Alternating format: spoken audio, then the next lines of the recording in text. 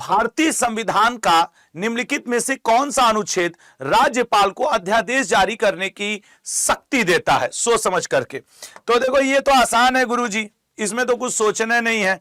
108 में तो लोकसभा प्लस राज्यसभा की ज्वाइंट सीटिंग की बात है। अनुच्छेद 214, 100, 213, सर 200 में लोकसभा स्पीकर, लोकसभा के जो स्पीकर होते हैं, लोकसभा स्पीकर का कास्टिंग वोट, ठीक है ना, इसको आप हिंदी में कहते हो निर्णायक मत।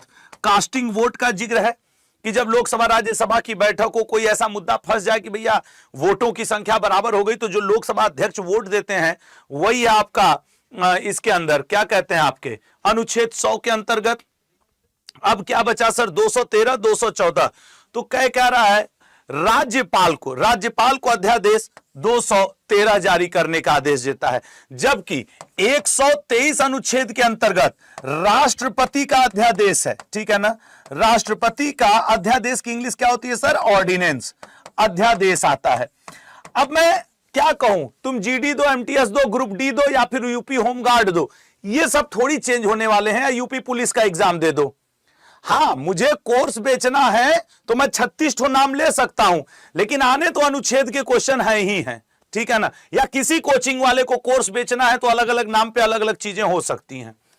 एशियाई विशालकाय कछुए का पहला सफल कृत्रिम उष्मायान किस, मतलब कि एशियाई कछुए की ब्रीडिंग करा करके उनकी जनसंख्या को, उनकी गणना को बढ़वाना, लिंक लगा दियो ना बच्चों के लिए 10 मिनट्स का, बहुत अच्छा। किस राज्य में किया गया? अब चूंकि ये करंट अफेयर है, इसके लिए यार सुबह डेली 8 बजे मैं करंट अफेयर पढ़ा रहा हूं, वहां पे 8 बजे लाइव रहा करो। द काम tree man of India, Bharat का वृक्ष मानव किसे कहा जाता है?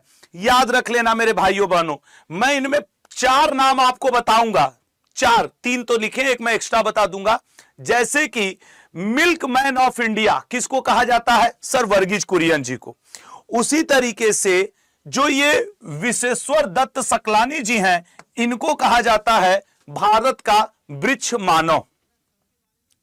अभी कुछ दिन पहले तुलसी गौड़ा जी का निधन हुआ था, उनको क्या कहा जाता था? भारतीय वृक्षों की इंसाइक्लोपीडिया। राजेंद्र सिंह, ये जो राजेंद्र सिंह नाम आपको दिख रहा है, ये भारत के वाटरमैन हैं। भारत के आगे तुम नाम जोड़ लेना, वाटरमैन ऑफ इंडिया है। सत्यभामादास बीजू जी, इनको आप भारत का फ्रॉगमैन, मतलब ये फ्रॉग, वो क्या कहते हैं, मेढक के क्षेत्र में, बहुत अच्छा, फ्रॉगमैन ऑफ इंडिया इनको कहा जाता है, फ्रॉगमैन, ठीक है ना, फ्रॉगमैन ऑफ इंडिया। ऐसे कई क्वेश्चन पेपर में बनते हैं। तो विश्वेश्वर दत्त सकलानी जी, इन्हें द काम ट्री मैन ऑफ इंडिया, वृक्ष मानव कहा जाता है। चलिए अगला क्वेश्चन देखेंगे। नेक्स्ट, किस बौद्ध विद्वान को मध्यकालीन न्याय का पिता कहा जाता है? सच बताऊं मैं तो ये जो आपका क्वेश्चन है उसके बारे में, ये चारों अलग अलग एग्जाम के क्वेश्चन हैं जिनको मैं एक जगह आपको पढ़ा रहा हूं। जैसे ये वाला क्वेश्चन उत्तर प्रदेश पुलिस से मैंने उठाया, इनको क्या कहा जाता है? ये हमने एमटीएस का उठाया हुआ है, ये हमने आपके जो प्रीवियस ग्रुप डी का पेपर हुआ था रेलवे का, उसका उठाया हुआ है, और ये हमने जीडी का उठाया हुआ है। ये साबित करने के लिए कि देखो क्वेश्चन का टाइप एक ही रहता है लल्ला, लेकिन अब इसको अलग पूछा था कि नागार्जुन को भारत का क्या कहते हैं? धर्म कीर्ति भारत के किस नाम से जाने जाते हैं? जैसे भारत का कांट, भारत का कांट किसे कहा जाता है? धर्म कीर्ति को भारत का कांट।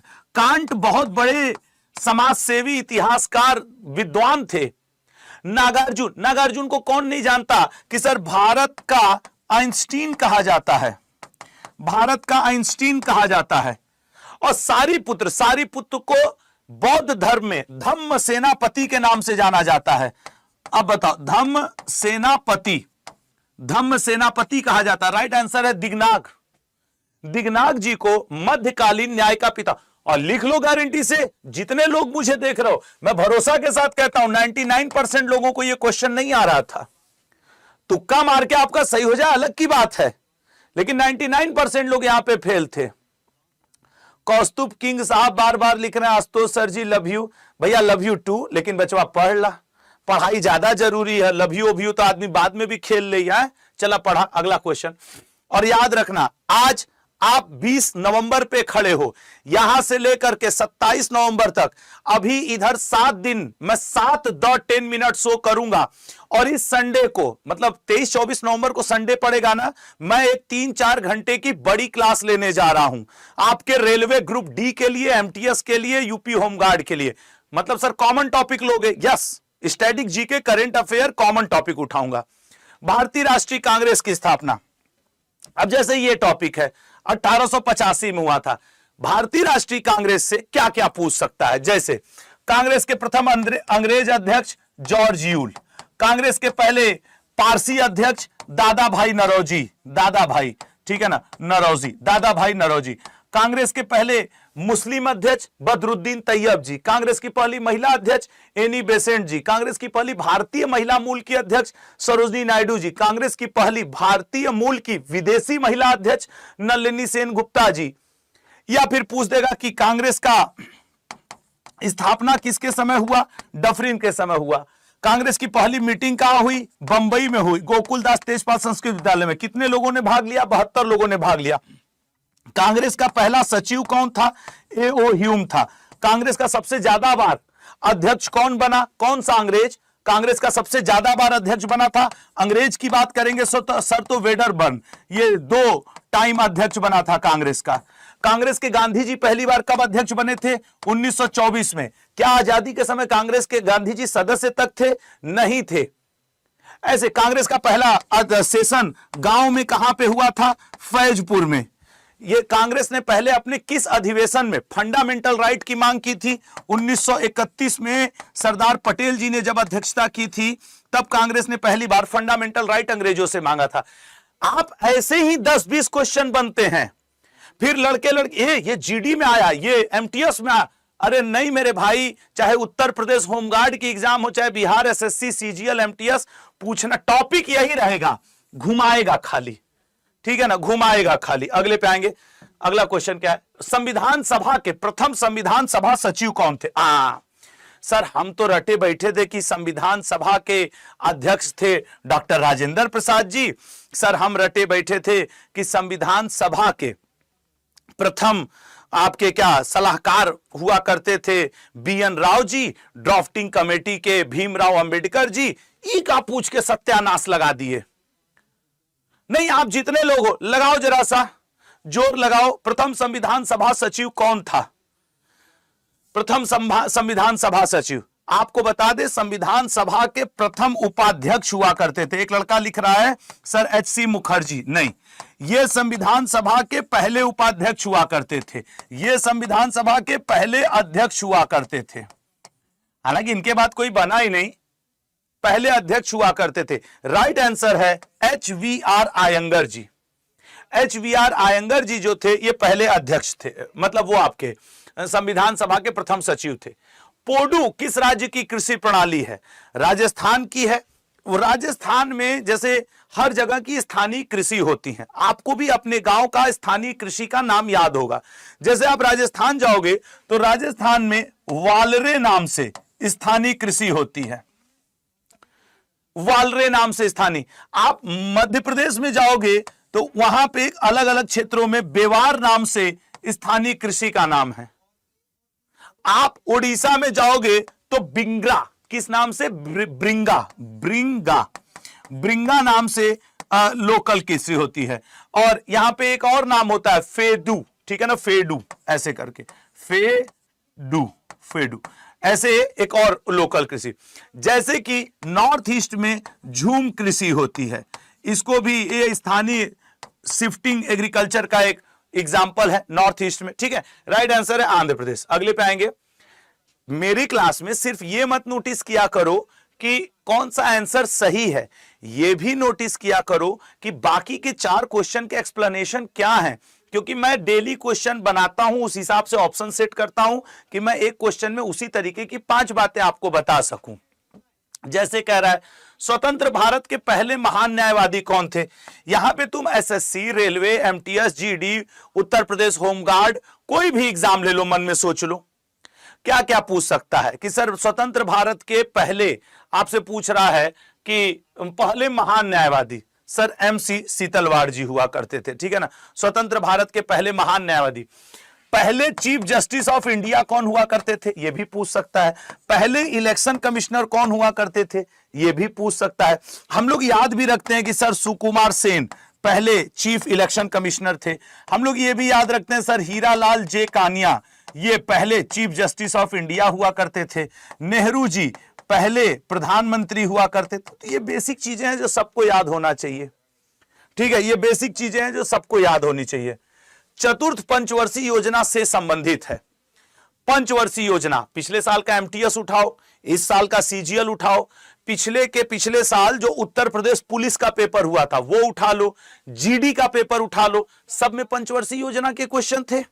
और मेरे सेशन में डेली एक पंचवर्षीय योजना आपके लिए मैं लेके आ रहा हूं। क्यों? क्योंकि मुझको पूरा भरोसा है कि ये आएगा। जैसे PC महालनोबिस, PC महालनोबिस पे कौन सी पंचवर्षीय योजना आधारित थी sir? Second. Herald Domar first. Gadgil right answer. चतुर्थ पंचवर्षीय योजना गाडगिल योजना पे आधारित थी। क्लियर है? अब हम लोग पहला दूसरा बस रटे रहते हैं, ठीक है ना, तो याद रखिएगा पंचवर्षीय योजना से रहेगा। अगला, अंजू बॉबी जॉर्ज किस खेल से संबंधित हैं? बड़ी प्रसिद्ध खिलाड़ी रही हैं अंजू बॉबी जॉर्ज जी। जैसे पुलेला गोपीचंद जी का नाम तो जानते ही होंगे, पुलेला गोपीचंद जी। पुलेला गोपीचंद जी का संबंध बैडमिंटन से। अब जब पुराने खिलाड़ी का पूछा है तो वही एग्जांपल ले लिया जाए। टेनिस से लिएंडर पेस, महेश भूपति। महेश भूपति का नाम अब तुम लोग के जनरेशन के समय पता नहीं इनको तुम लोग खेलते हुए देखे हो कि नहीं, लेकिन ये बड़े महान भारत के प्लेयर रहे, लिएंडर पेस, ठीक है ना, लिएंडर पेस। लिएंडर पेस, महेश भूपति। एथलेटिक्स से तो तुम बहुत सारे नाम ले सकते हो, जैसे अंजू बॉबी जॉर्ज का ही नाम ले सकते हो। बिलियर्ड्स, बिलियर्ड्स में गीता सेठी, ठीक है ना, गीत सेठी, गीत सेठी, इनका नाम ले सकते हो। अभी तुम बिलियर्ड्स की बात करोगे तो बिलियर्ड्स के एक खिलाड़ी को, एक क्वेश्चन कर रहा हूं, प्रिंस ऑफ पुणे कहा जाता है, कौन? बिलियर्ड्स का एक भारत का खिलाड़ी है जिसे प्रिंस ऑफ पुणे कहा जाता है, प्रिंस ऑफ पुणे। वो कौन से खिलाड़ी हैं जिन्हें प्रिंस ऑफ पुणे कहा जाता है? जैसे prince of Kolkata Saurav Ganguly cricket से, तो प्रिंस ऑफ पुणे विश्व के नंबर 1 खिलाड़ी हैं। तो आप क्या कहोगे? सर आप बात कर रहे हैं पंकज आडवाणी जी की। पंकज आडवाणी जी ये हैं आपके प्रिंस ऑफ पुणे। नहीं, बहुत अच्छा नहीं खेलते बिलियर्ड्स, स्नूकर, इन दोनों चीजों के। हाँ, बिलियर्ड्स और स्नूकर। अब देखो एक क्वेश्चन में कई तरीके के उठाया। अगले पॉइंट, आजकल दुनिया AI की हो गई है, तो जब मैं देखता हूं ना, जैसे अब ये क्वेश्चन है कि दोहरिया की लड़ाई किस वर्ष लड़ी गई, तो मैं AIOI से पूछता हूं कि इसी टाइप के अन्य क्वेश्चन जो उत्तर प्रदेश होमगार्ड के पेपर में या फिर आपके MTS के पेपर में पूछे गए वो बताइए। 4 ऑप्शन 7 दे देता है कि ये MTS में पूछा गया था, ये GD में पूछा गया था। AI का जमाना, उपयोग किया जा सकता है। तो मैं अब सारे क्वेश्चन तो एक ही में दे नहीं सकता, ऑप्शन का हेल्प ले लेता हूं कि चलो बताने में मदद मिल जाएगी। सर दोहरिया का युद्ध, देखो दोहरिया का युद्ध लड़ा कौन था? दोहरिया, अब यही नहीं पता होगा कई लोगों को, दोहरिया का युद्ध लड़ा था आपके शाहजहां, शाहजहां यही लड़ा था। नहीं गुरुजी, देखिए एक को लिख दिया, यस, मारेगा सुधर जाओगे। हुमायूं लड़ा था, ठीक है ना, हुमायूं लड़ा था और हुमायूं के खिलाफ अफगान लोग लड़े थे। हुमायूं वर्सेस अफगान, ये युद्ध हुआ था 1532 ईस्वी में। इसमें हुमायूं जीता था, अफगान हार गए थे। जबकि 39 में कौन सा युद्ध हुआ है सर? चौसा। क्या ये सच नहीं? SSC रेलवे इसको कई बार पूछा है। 1545 में कौन सा युद्ध हुआ है सर? कालिंजर का युद्ध। इसी युद्ध में शेरशाह सूरी मारा गया था उक्का नामक चलाते हुए। 1540 में कौन सा युद्ध हुआ है सर? बिलग्राम का युद्ध, शेरशाह सूरी और आपके हुमायूं के बीच में। इसी बिलग्राम के युद्ध को हम लोग कन्नौज का युद्ध भी कहते हैं। उत्तर प्रदेश में कानपुर के आसपास का क्षेत्र है, कानपुर के आसपास का क्षेत्र है। अब जैसे कि मान लो ये क्वेश्चन युद्ध के हैं, युद्ध का तुमसे और कई ठो पूछ सकता है। 1572 में कौन सा युद्ध हुआ? 1576 में कौन सा युद्ध हुआ? 1556 में कौन सा युद्ध हुआ? 1526 में कौन सा युद्ध हुआ?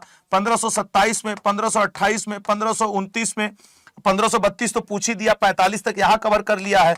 तो 1565 में कौन सा युद्ध हुआ? चलो युद्ध युद्ध युद्ध युद्ध, जितना तुमको याद आ रहा है बता दो। 1210 में कौन सा युद्ध हुआ, ठीक है ना। 1757 में कौन सा युद्ध हुआ, 1764 में कौन सा युद्ध हुआ, 1759 में कौन सा युद्ध हुआ, 1760 में कौन सा युद्ध हुआ। बड़े फेमस है कि सर 1572 में, ऐसे ही 1601 में कौन सा युद्ध हुआ है, 1658 में कौन सा युद्ध हुआ, उसी तरह 1657 में कौन सा युद्ध हुआ। लो मार युद्ध करवा के रख दिए। अब तुम चाहे सीजीएल दो, उत्तर प्रदेश पुलिस दो, होमगार्ड दो, या एमटीएस दो, जीडी दो, ग्रुप डी दो, आना यहीं से है। फिर कौनो कहेंगे हाँ सर तो 1272 में गुजरात का युद्ध, 1276 में हल्दी घाटी, 1556 में पानीपत का सेकेंड युद्ध, 1526 में पानीपत का प्रथम युद्ध, ये सर खानवा का युद्ध, 28 में सर वो आपके क्या कहा जाता है चंदेरी का युद्ध, 29 में सर घग्घर का युद्ध, और आपके 1665 में बनीहट्टी या कृष्ण या राक्षसी तांगड़ी का युद्ध, 1210 में सर जूद का युद्ध, 1757 में सर प्लासी का युद्ध, 1764 में सर बक्सर का युद्ध, 1759 में सर वेदरा का युद्ध, 1760 में सर वांडीवास का युद्ध, 1601 में सर असीरगढ़ का युद्ध, 1658 में देवराई का युद्ध, 1657 में धर्मट का युद्ध। लो अब समय की थोड़ी यूट्यूब पे कमी रहती है, नहीं मैं इनको बताऊं किसका किसके युद्ध हुआ, कौन कौन जीता, लेकिन वही बात है जितने लोग क्लास में मौजूद रहोगे दोहरा लिए ना 15 ठो युद्ध हैं। मैं इसीलिए कहता हूं लल्ला खाली मेरी क्लास में ना 1 घंटे रोज शाम को बढ़िया से आगे तबीयत से दोहरा लिया करो। जनगणना कोई है हमारे आपके बीच का दोस्त जो ये कह दे नहीं गुरुजी ये टॉपिक एमटीएस में नहीं आएगा, कोई कह दे कि सर जीडी में नहीं पूछेगा, यूपी होमगार्ड में नहीं पूछेगा, बिहार सीजीएल में नहीं पूछेगा, ऐसी की तैसी। हाँ मैं बार बार रोज आजकल ताना मारता हूं कि तुम्हारे पास पैसा हुआ है 20 कोर्स खरीदने का तो खरीद लो, नहीं तो एक क्लास एक चैप्टर मतलब सिलेबस पर्याप्त है ससुरा, ठीक है ना। चलो इसको बताओ, एक लड़के का मैं कब तक कमेंट लेता हूं क्योंकि मुझे थोड़ा सा डाउट है, वो मैं कमेंट ले रहा हूं, तुम लोग इसका आंसर करो।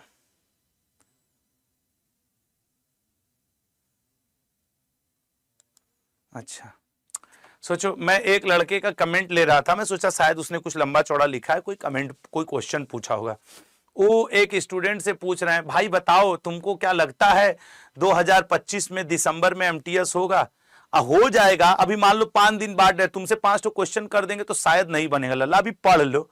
हे तरीका देखो, अब देखो एक बार पूछा था 2011 में भारत की शहरी जनसंख्या कितनी थी, देखो इसी क्वेश्चन में उसका डेटा मैं लेके आया हूं। भारत की शहरी जनसंख्या प्रतिशत थी 31.16%। ग्रामीण भारत में सबसे ज्यादा है। भारत में ये जो दिया है ये डिकेड ग्रोथ रेट है, दशकीय वृद्धि दर है, दशकीय वृद्धि दर भारत का ये दशकीय वृद्धि दर है, और 74% भारत का ये साक्षरता दर है। 2011 का साक्षरता दर है। हो गया आंसर, बी ऑप्शन करेक्ट है सर, बी ऑप्शन। अगले पे आएंगे, जॉन बिल मेला का आयोजन। अब जैसे आप यहां चले जाओ उत्तर प्रदेश साइड चले जाओ नौचंडी मेला, गुजरात साइड चले जाओ तो वहां पे माधवपुर मेला, अजमेर चले जाओ पुष्कर मेला, बिहार चले जाओ सोनपुर मेला। ठीक उसी तरीके से जॉन बिल जो मेला है ये एक बड़े स्तर पे कहां आयोजित किया जाता है? असम में आयोजित किया जाता है। यहीं पे असम में ही अंबुबाची मेला जो सबसे ज्यादा पूछता है, जो आपको नंबर दिलवा देगा, मुझे पूरा विश्वास है, वो अंबुबाची मेला है जो कामाख्या मंदिर में लगाया, कामाख्या जी मंदिर में जिसका आयोजन होता है ये सबसे ज्यादा पूछता है। लेकिन राइट आंसर भी है। अब राजस्थान में एक बहुत फेमस मेला होता है बनेश्वर मेला, बनेश्वर मेला राजस्थान में सर, बनेश्वर मेला। केरल में सर त्रिशूर पूरम, पिछले साल का पेपर उठा के देखोगे तो उसमें है त्रिशूर पूरम मेला, ठीक है, त्रिशूर पूरम मेला।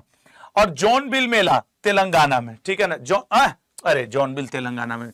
यहां पे आपके होता है समक्का सरलक्का मेला, मेदाराम जतरा मेला, ठीक है ना, मेदराम जात्रा मेला। ये आपके समक्का सरलक्का बहुत बड़ा आदिवासी त्योहार है, वो यहीं पे तेलंगाना में होता है। पिछली बार का तुम एमटीएस का पेपर उठा के देखो, यूपी पुलिस का पेपर जो लास्ट टाइम हुआ था वो उठा के देखो, सेम क्वेश्चन पूछा था। तो क्या सर ये फिर पूछेगा? नहीं तो और क्या पूछेगा वो? हम ये नहीं कह रहे हैं कि यही मेला पूछेगा, लेकिन ये टॉपिक पूछेगा, इस बात की गारंटी है। हाँ, मेला महोत्सव त्योहार पूछेगा।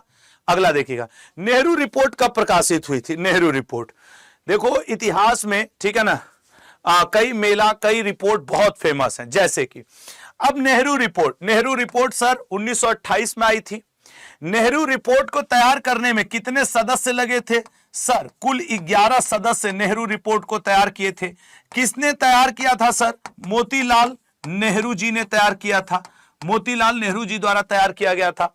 नेहरू रिपोर्ट में पहली बार भारतीयों ने अंग्रेजों से फंडामेंटल राइट का डिमांड किया था। 1930 में सर सिविल डिसोबीडियंस मूवमेंट, सविनय अवज्ञा आंदोलन हुआ था। 1930 में सर साल्ट मूवमेंट या फिर नमक सत्याग्रह या नमक आंदोलन हुआ था सर, सत्याग्रह हुआ था। 1930 में सर गोलमेज सम्मेलन प्रथम हुआ था। गोलमेज सम्मेलन, राउंड टेबल कॉन्फ्रेंस, गोलमेज सम्मेलन फर्स्ट हुआ था सर 1930 में। 1944 में सर वेवेल प्लान आया था।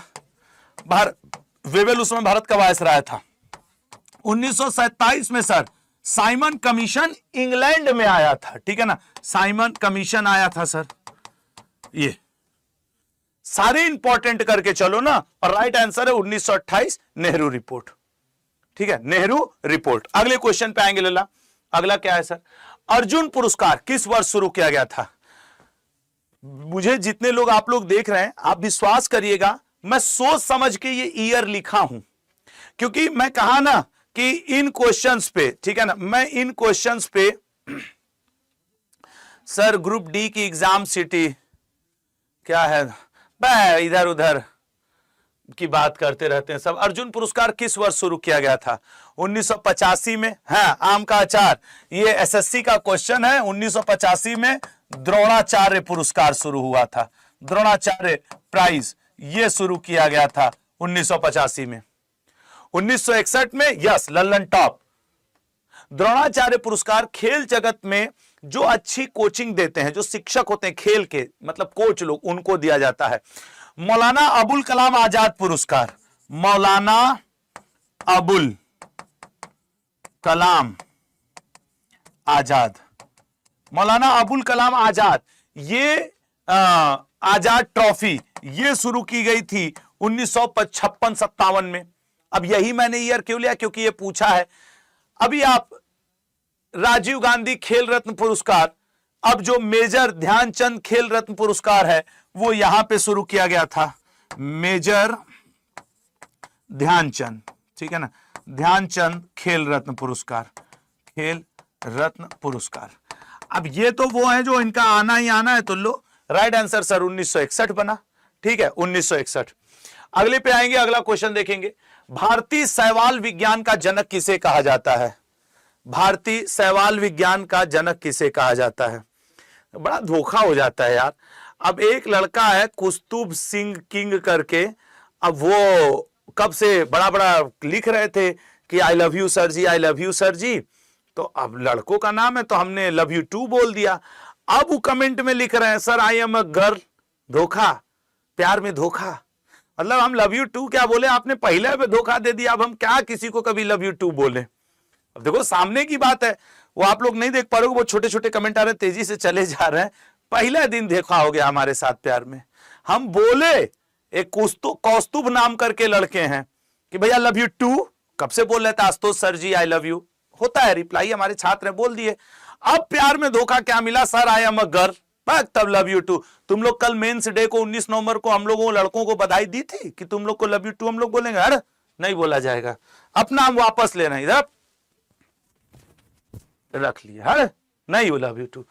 हाँ, भारतीय शैवाल विज्ञान का जनक किसे कहा? अब क्या करे, अब धोखा हो गया ससुरा।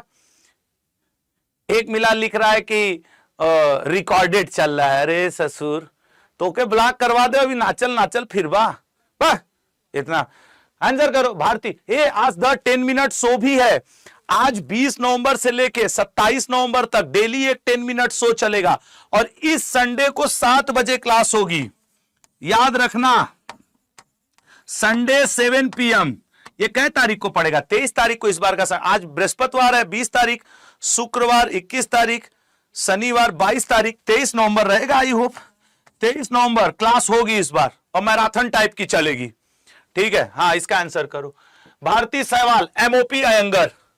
क्योंकि सर ये जो बिरबल साहनी है इनको पूरा वनस्पति विज्ञान का जनक कहा जाता है, अरस्तु को जीव विज्ञान का जनक कहा जाता है, रॉबर्ट हुक को कोशिका विज्ञान का जनक, कोशिका विज्ञान के जनक, जीव विज्ञान के जनक, पूरा बॉटनी, प्लेंटियो बॉटनी जो होता है उसके ये जनक माने जाते हैं, पूरा वनस्पति के जनक माने जाते हैं बिरबल साहनी।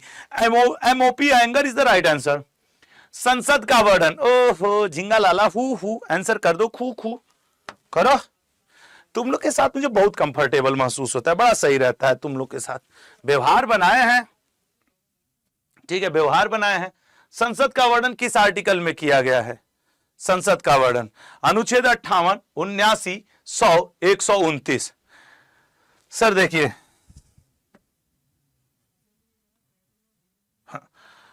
ये है और क्या हो गया?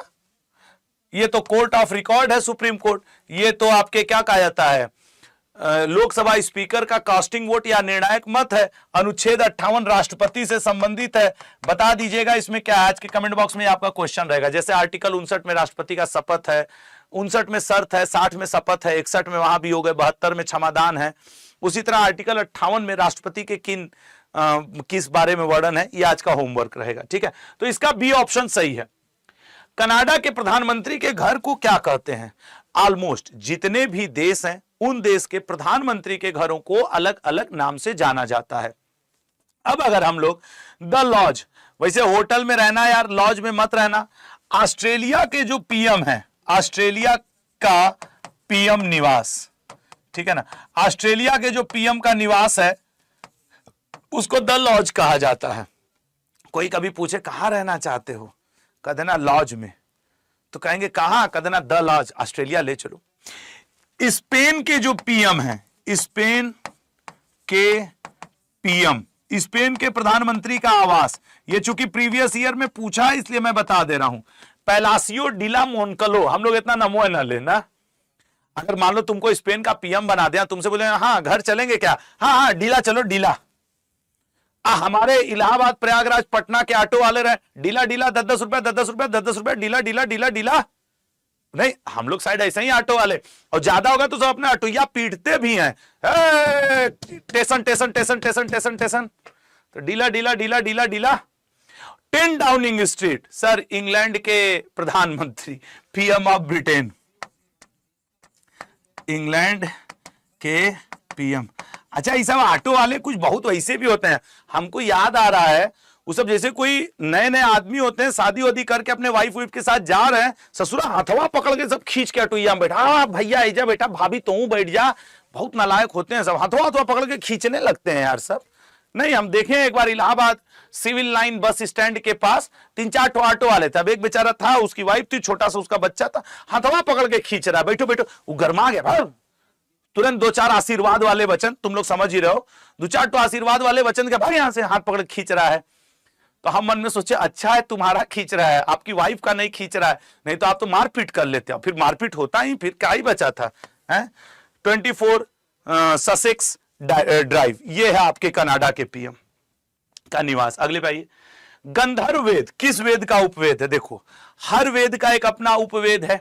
जैसे ऋग्वेद के उपवेद को हम क्या कहते हैं? अथर्ववेद का उपवेद, यजुर्वेद का, सामवेद का। अगर हम ऋग्वेद के उपवेद की बात करें तो सर इसका उपवेद है आयुर्वेद। वाह गुरु, खेल गए। अथर्ववेद के उपवेद की बात करें तो इसका उपवेद है शिल्पवेद, शिल्पवेद। यजुर्वेद की बात करें तो यजुर्वेद का उपवेद है धनुर्वेद, धनुर्वेद। तो राइट आंसर क्या बना सर? राइट आंसर बना सामवेद। हर वेद को गाने वाले ऋषियों के नाम भी अलग हैं। जैसे चलो 2 हम बता रहे हैं, 2 तुम। ऋग्वेद को जिस ऋषि ने गाया, सुनाया या बताया है उसका नाम होत्र है। अथर्ववेद को जिसने गाया, सुनाया या बताया है उसका नाम गोपथ है। आप यजुर्वेद और सामवेद का बताइए। चलो एक हिंट भी देता हूं, उद्गात्र और अध्वर्यु। एक का उद्गात्र है, एक का अध्वर्यु। कमेंट बॉक्स में तुम डिफरेंशिएट करके बता देना कि कौन किसका मतलब गाने वाला है। अच्छा, हर वेद, जब लोगों को एक वेद ना समझ में आया, उनको समझने के लिए जिन किताबों की रचना की गई उनको कहा गया ब्राह्मण ग्रंथ। ठीक है ना, उनको कहा गया ब्राह्मण ग्रंथ। अब जैसे जब होत्र नाम के ऋषि ने लोगों को ऋग्वेद गा गा करके सुनाया तो लोग बोल बस समझ में नहीं आया, तो ऋग्वेद लोगों को समझ में आए, इसके लिए इसके 2 ब्राह्मण ग्रंथों की रचना की गई। उन ब्राह्मण ग्रंथों का नाम था, एक का नाम था ऐतरेय, एक का नाम था कौस्तकीय। कौस्तकीय। तो अब आपसे पेपर में पूछता है कि ऐतरेय ब्राह्मण ग्रंथ का संबंध किस वेद से है, कौस्तकीय ब्राह्मण वेद का संबंध किस वेद से है। अथर्ववेद को गोपथ नाम के ब्राह्मण ने गाया, सुनाया, बताया, और जब अथर्ववेद लोगों को गोपथ से नहीं समझ में आया तो गोपथ ने कहा रुको हम भी इसकी एक गाइड लिख देते हैं। गोपथ चालाक आदमी, चालाक ऋषि थे, इन्होंने अपने ही नाम पे गोपथ ब्राह्मण ग्रंथ की रचना कर दी। इसका नमूना नहीं बदले, कह मैं लिख रहा हूं मेरे ही नाम पे रहेगा, तो इन्होंने गोपर ब्राह्मण ग्रंथ की रचना कर दी। वैदिक युग में ब्राह्मण कोई जाति नहीं था, ब्राह्मण किताब थे, समझ रहे हो, ब्राह्मण किताब थे। वो कालांतर में आगे चल के वर्ण व्यवस्था, वर्णाश्रम ये सब आता गया और चीजें बढ़ती चली गई। तो ये चीजें, अरे एक को रुको हम ब्लॉक कर दें यार, वो बहुत नालायकपन कर रहा है। हाँ, ब्लॉक करने के बाद मैं बोलूंगा, ब्लॉक नहीं करूंगा, 30 मिनट के लिए टाइम आउट कर दिया मैंने। हाँ ससुर, वो ऐसे लिख रहे थे रिकॉर्डेड क्लास। लो ससुर, भैया आज की डेट यही है ना, 20 नवंबर हो गया रिकॉर्डेड क्लास। अब तुम ये बोल रहे थे, अब अगली बार से प्रूफ नहीं देने जाऊंगा भाई। हाँ, अब तुम लोग बस जानते रहो, इसके बाद 10 मिनट सो भी है, जैसे ही 25 क्वेश्चन हो जाएगा। भारत का पहला पूर्ण स्तरीय सेमीकंडक्टर संयंत्र किस राज्य में खोला गया है? सर सेमीकंडक्टर संयंत्र भारत का गुजरात में खोला गया है। ठीक है, अगले पे आएंगे लल्ला। खाना बनाने में किस गैस का प्रयोग नहीं होता है? Butane, propane, methane. बताओ खाना बनाने में किस गैस का प्रयोग नहीं होता? मीथेन गैस, मार्स गैस होता है, इधर आओ। मीथेन का होता है सर, प्रोपेन का होता है सर, ब्यूटेन का होता है सर। काहे होता है? अरे भाई एलपीजी में, लिक्विड पेट्रोलियम गैस में क्या मिला होता है? इसका मतलब सर डी ऑप्शन, सभी का प्रयोग होता है खाना बनाने में, सभी का प्रयोग होता है। अगले पे आ जाओ। अपलेशियन पर्वत कहां स्थित है?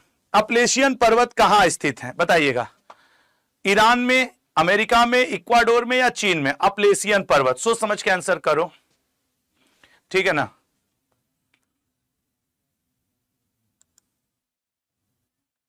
अरे यार ठीक हो जाओ, हाँ ठीक है, अब चलो सही है। बताओ ईरान में, अमेरिका में, इक्वाडोर, देखो हर जगह का बता देता हूं। चीन का एक बहुत फेमस पर्वत है कुनलून पर्वत, ठीक है ना, जो कि आपके मतलब पेपर में ज्यादा रह रहा है, इसीलिए मैंने इसी का जिक्र किया। नहीं, इसे चीन में कई ठो पर्वत है। इक्वाडोर का लिख लो, 90% यहां का पर्वत, यहां का जो ज्वालामुखी है कोटापैक्सी ही पूछता है। इस नाम से यहां पर्वत भी है, इसी के ऊपर ज्वालामुखी है, तो कोटापैक्सी ज्वालामुखी है। यूएसए में है अपलेशियन पर्वत, और वहीं आपके ईरान में 2 ठो बड़े फेमस हैं, एक एलबुर्ज नाम से और एक जागरास, ठीक है ना, जागरास और एक एलबुर्ज, ये फेमस है, ठीक है। तो अपलेशियन पर्वत अमेरिका, आज ही अमेरिका ने संयुक्त अरब अमीरात को, सऊदी अरब को दिया है मना, MNNA का दर्जा। अब सुबह जो करंट अफेयर में रहे होंगे उनको याद आ गया होगा, जो आज नहीं रहे होंगे नहीं याद आया होगा, क्या मैं करूं। बिंबिसार कहां का शासक था? बिंबिसार, सर जो बिंबिसार हुआ करता था ना, वो शासक हुआ करता था मगध का। बिंबिसार ने हर्यक वंश की नींव रख दी थी सर, हर्यक वंश का फाउंडर बिंबिसार हुआ करता था, मगध का ये शासक हुआ करता था, ठीक है। और बिंबिसार को कई नाम से जाना गया, और बिंबिसार, हर्यक वंश को हम लोग एक और नाम से जानते हैं, पितृहंता वंश। बिंबिसार को कुणिक श्रोणिक नाम से जाना गया। और इस वंश की एक खासियत थी, हर एक वंश की बाप को बेटा मार करके राजा बन जाता था, ये एक खासियत रही है। अगले पे आएंगे,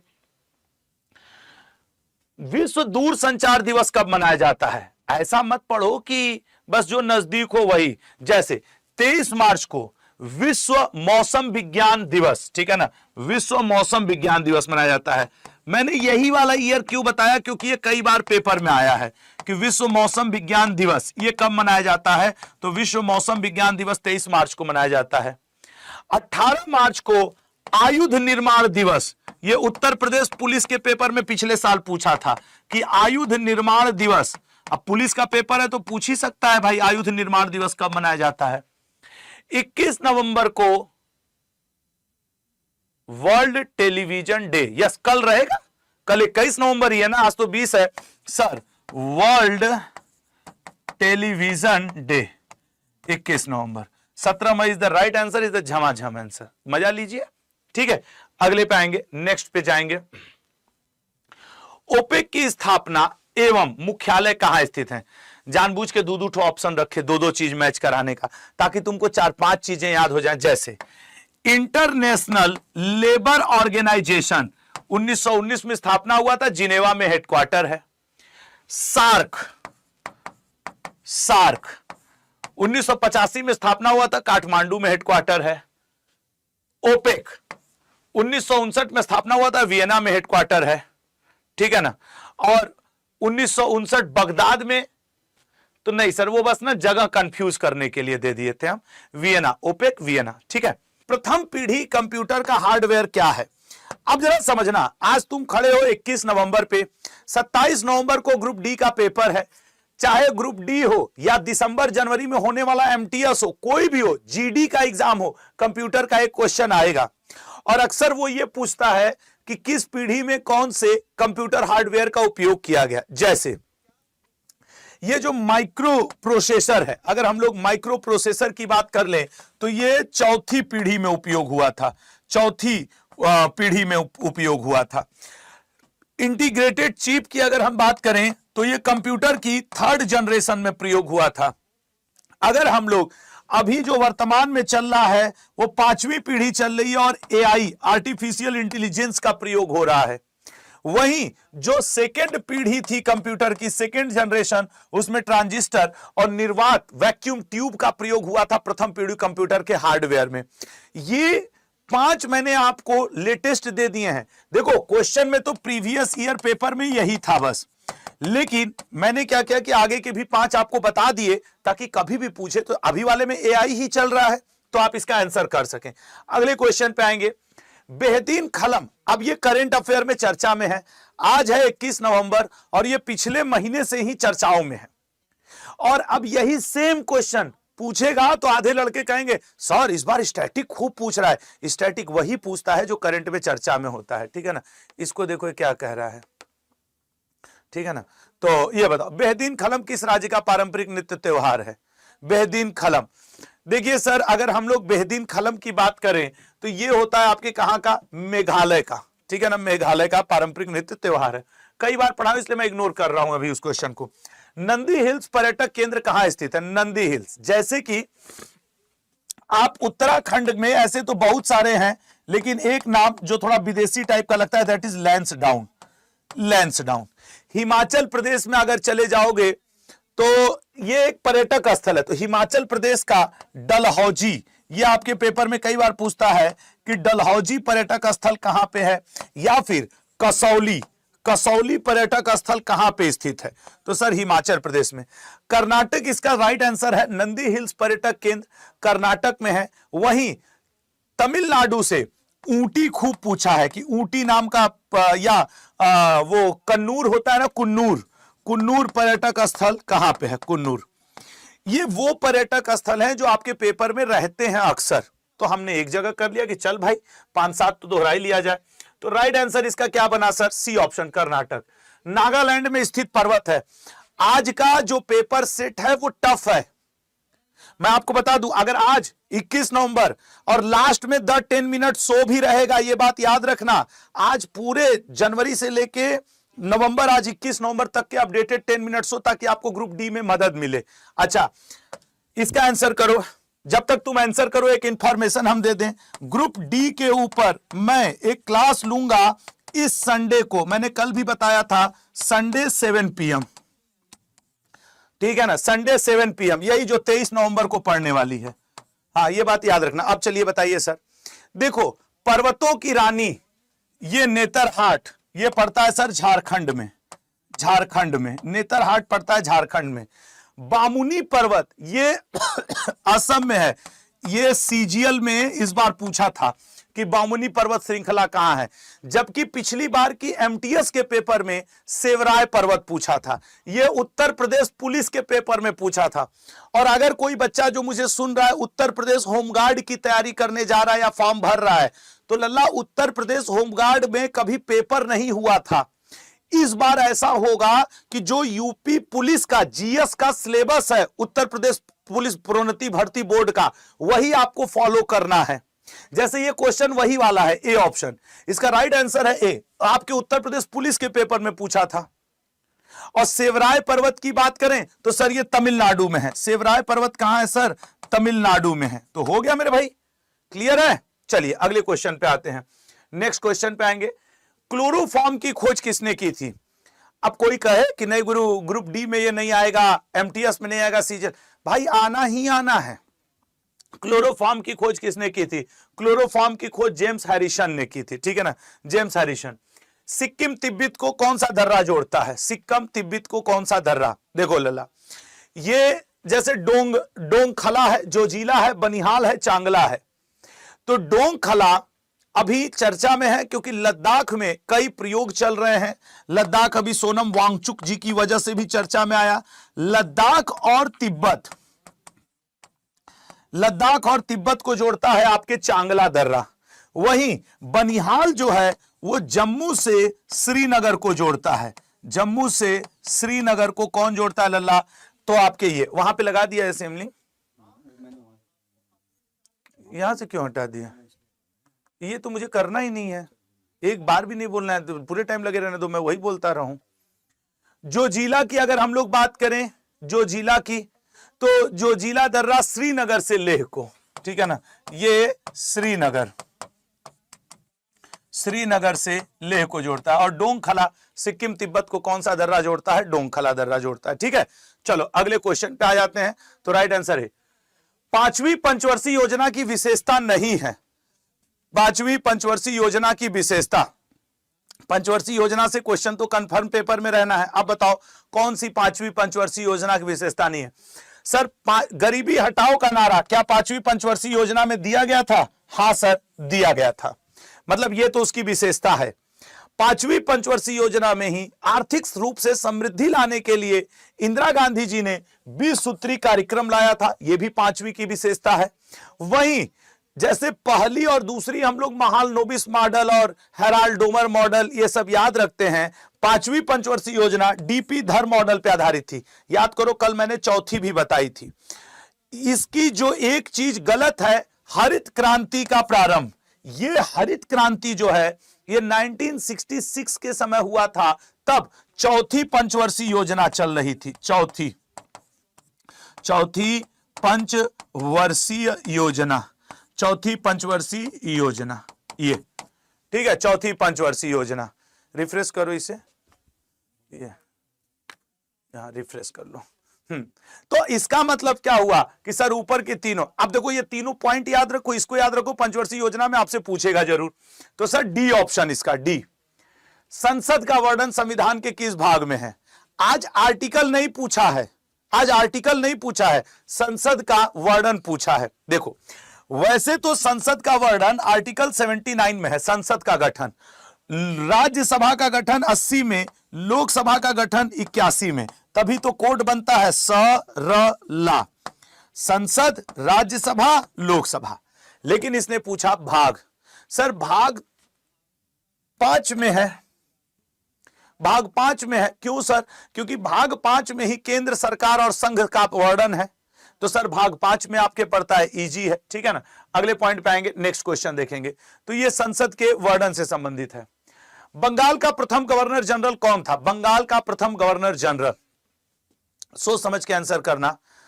बंगाल का प्रथम गवर्नर पूछा है यार, देखो यही गड़बड़ी होती है, हमने जल्दबाजी में मुंह से क्या बोला, गवर्नर जनरल, जबकि ये गवर्नर पूछा है।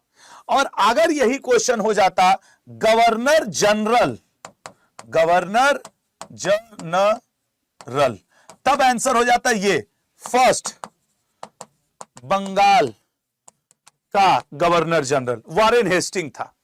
जबकि आप जानते हो विलियम बेंटिक की बात करोगे तो बंगाल का अंतिम गवर्नर जनरल, अंतिम बंगाल का गवर्नर जनरल अंतिम कौन था? William Bentinck.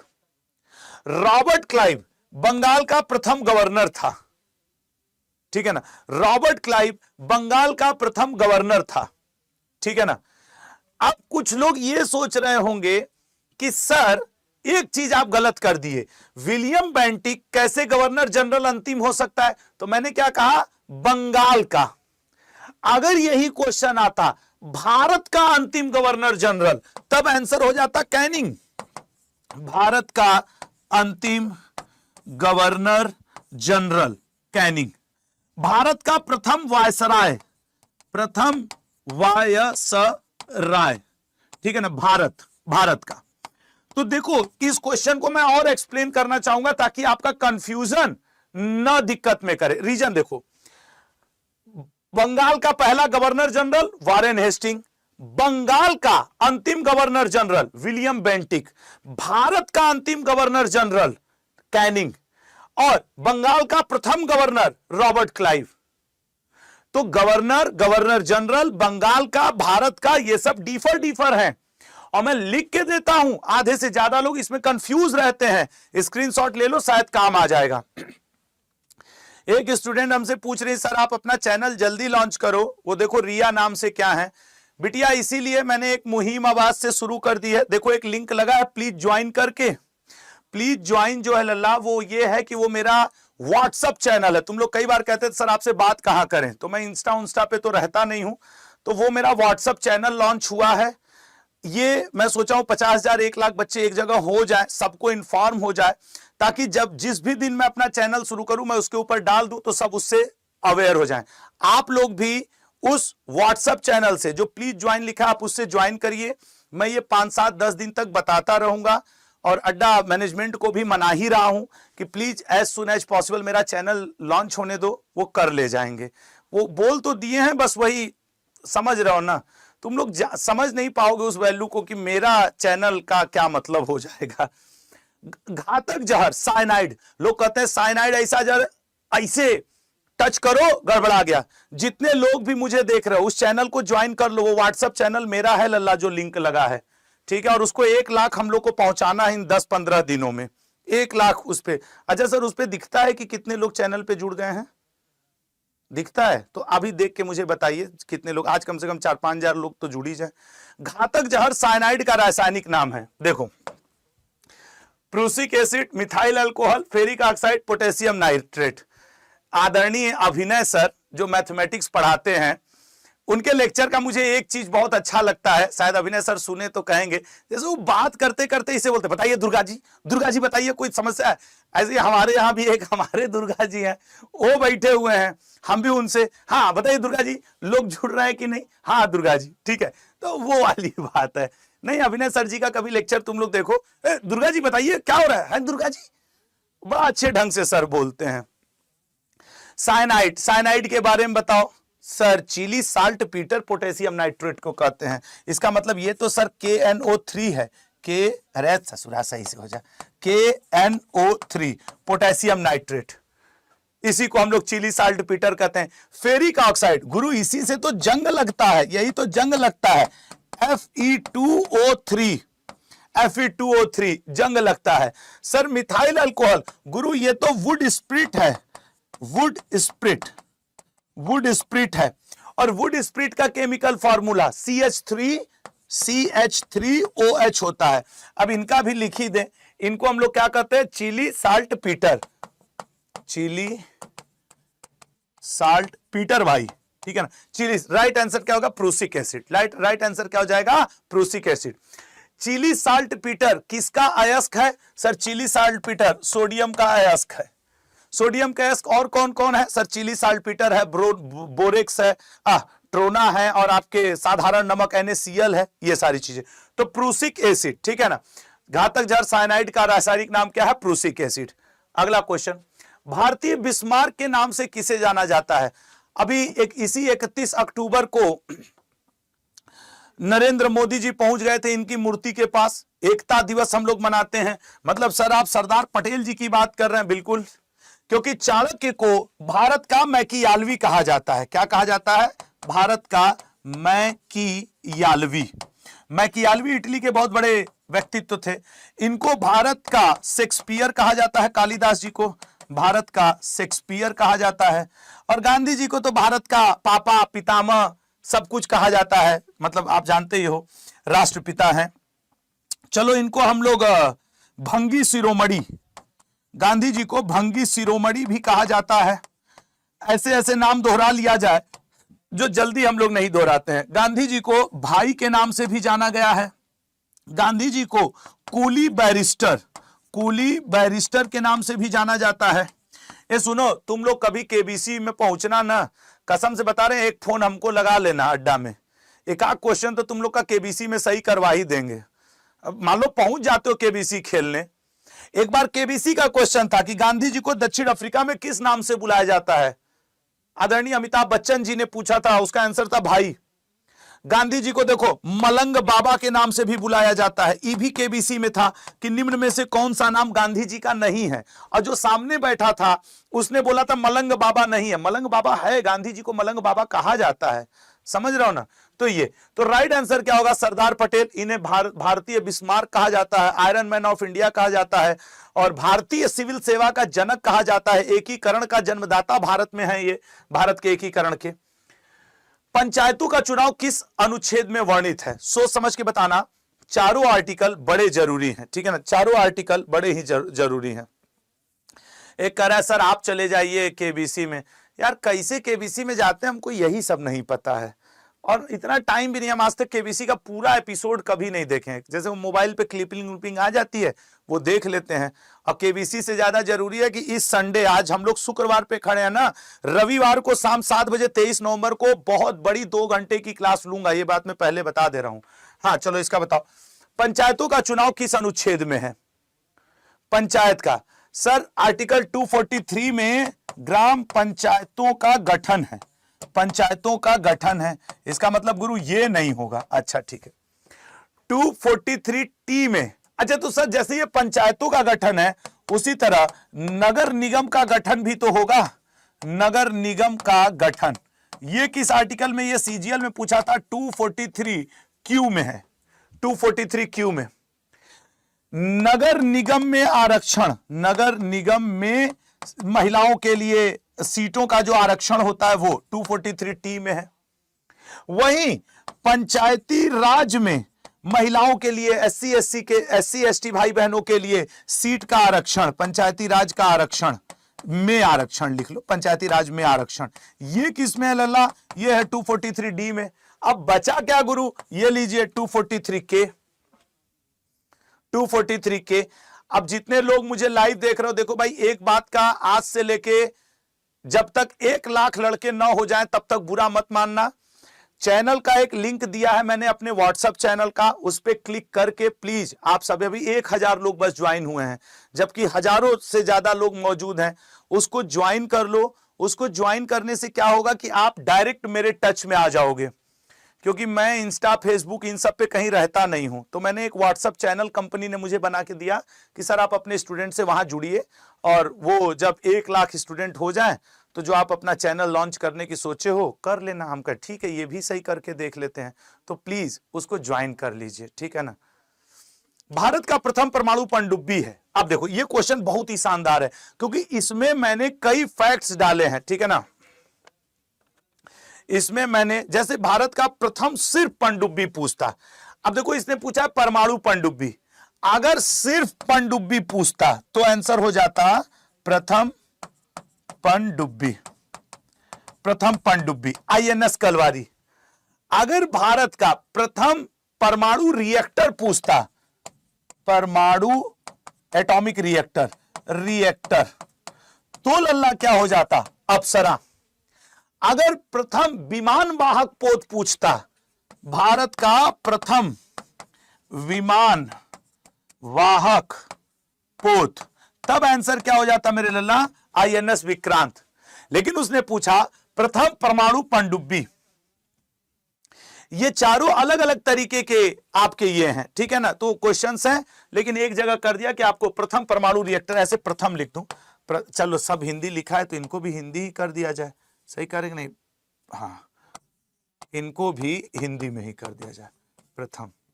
तुम लोग एक बात नोटिस करते हो, कभी कभी हम लिखते रहते हैं तो देखो हमारा हाथ या तो ऐसे मैं पेन पकड़ लिया कि सारी उंगली बंद है, या कभी कभी ई वाली उंगलियां ऐसे उठी रहती है मैं लिखता हूं तो फिर मैं सोचता हूँ कहाँ है, सुदर्शन लिए बैठे हैं का कि हम एक उंगली उठाए पड़े हैं। अच्छी उंगली है भाई, मेरी उंगली बेचारी, कल इसमें चोट लग गया था ससुरी में, गेट में चिपक गई थी। 100% साइबर धोखाधड़ी प्रणाली वाला भारत का पहला राज्य कौन है? वही राज्य है सर जहां लोग अक्टूबर नवंबर में अक्सर कहते हैं चलो गोवा घूम आए, लीजिए घूम लीजिए, बी ऑप्शन, बी ऑप्शन, ठीक है। अगले पे जाएंगे, तीरंदाजी खेल से संबंधित खिलाड़ी हैं। अर्चना होना चाहिए था यहां पे, अर्चना कामत टेबल टेनिस से है, अर्चना कामत टेबल टेनिस से है। दीपिका पल्लिकल, सर ये तो स्क्वैश से है, स्क्वा कैसे लिखा जाएगा, स्क्वैश, स्क्वा, हाँ आधा स्क्वा कैसे होगा यार, कभी कभी आदमी कर रहा है, स्क्वाश, स्क्वाश आधा स फिर क फिर वास, हाँ ठीक है वास, ये स्क्वैश। गड़बड़ा जाता है कभी कभी, क ख ग घ भी, क्षमा करिएगा गलती हो जाए तो भाई, हम इंसान है, आई थोड़ी हम हैं। भाविशा सिंह, गुरु मारेंगे 2 कराटे घूम जाओगे, हाई लो कराटे, बोम ब्याला देवी जी, ठीक है ना, स्क्वैश। अगले पॉइंट पे आओ, अगला पॉइंट, 1 गिलास पानी में कितने कैलोरी ऊर्जा मौजूद होती है? ये जो मेरा व्हाट्सएप चैनल का लिंक लगा हुआ है, इसको मैं डिस्क्रिप्शन बॉक्स में भी लगा दे रहा हूं, आप लोग सीधे उस अड्डा के या मेरे व्हाट्सएप चैनल लिंक से जुड़ जाना, जहां सीधा मैं आपको मिलूंगा, मेरे क्लास की PDF क्विज सब कुछ आपको मंडे से मिलना शुरू हो जाएगी। तो अभी आप उससे जुड़ते रहे एज सून एज पॉसिबल, ठीक है ना, ठीक है ना। बताओ क्या इसका राइट आंसर होगा, राइट आंसर इसका क्या होगा बताओ।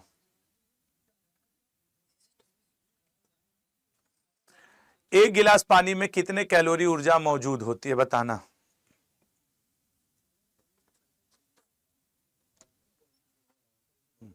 इसको धो दें क्या? नहीं रुको ना, इसका पहले तुम कमेंट पढ़ो, उसके बाद फिर मैं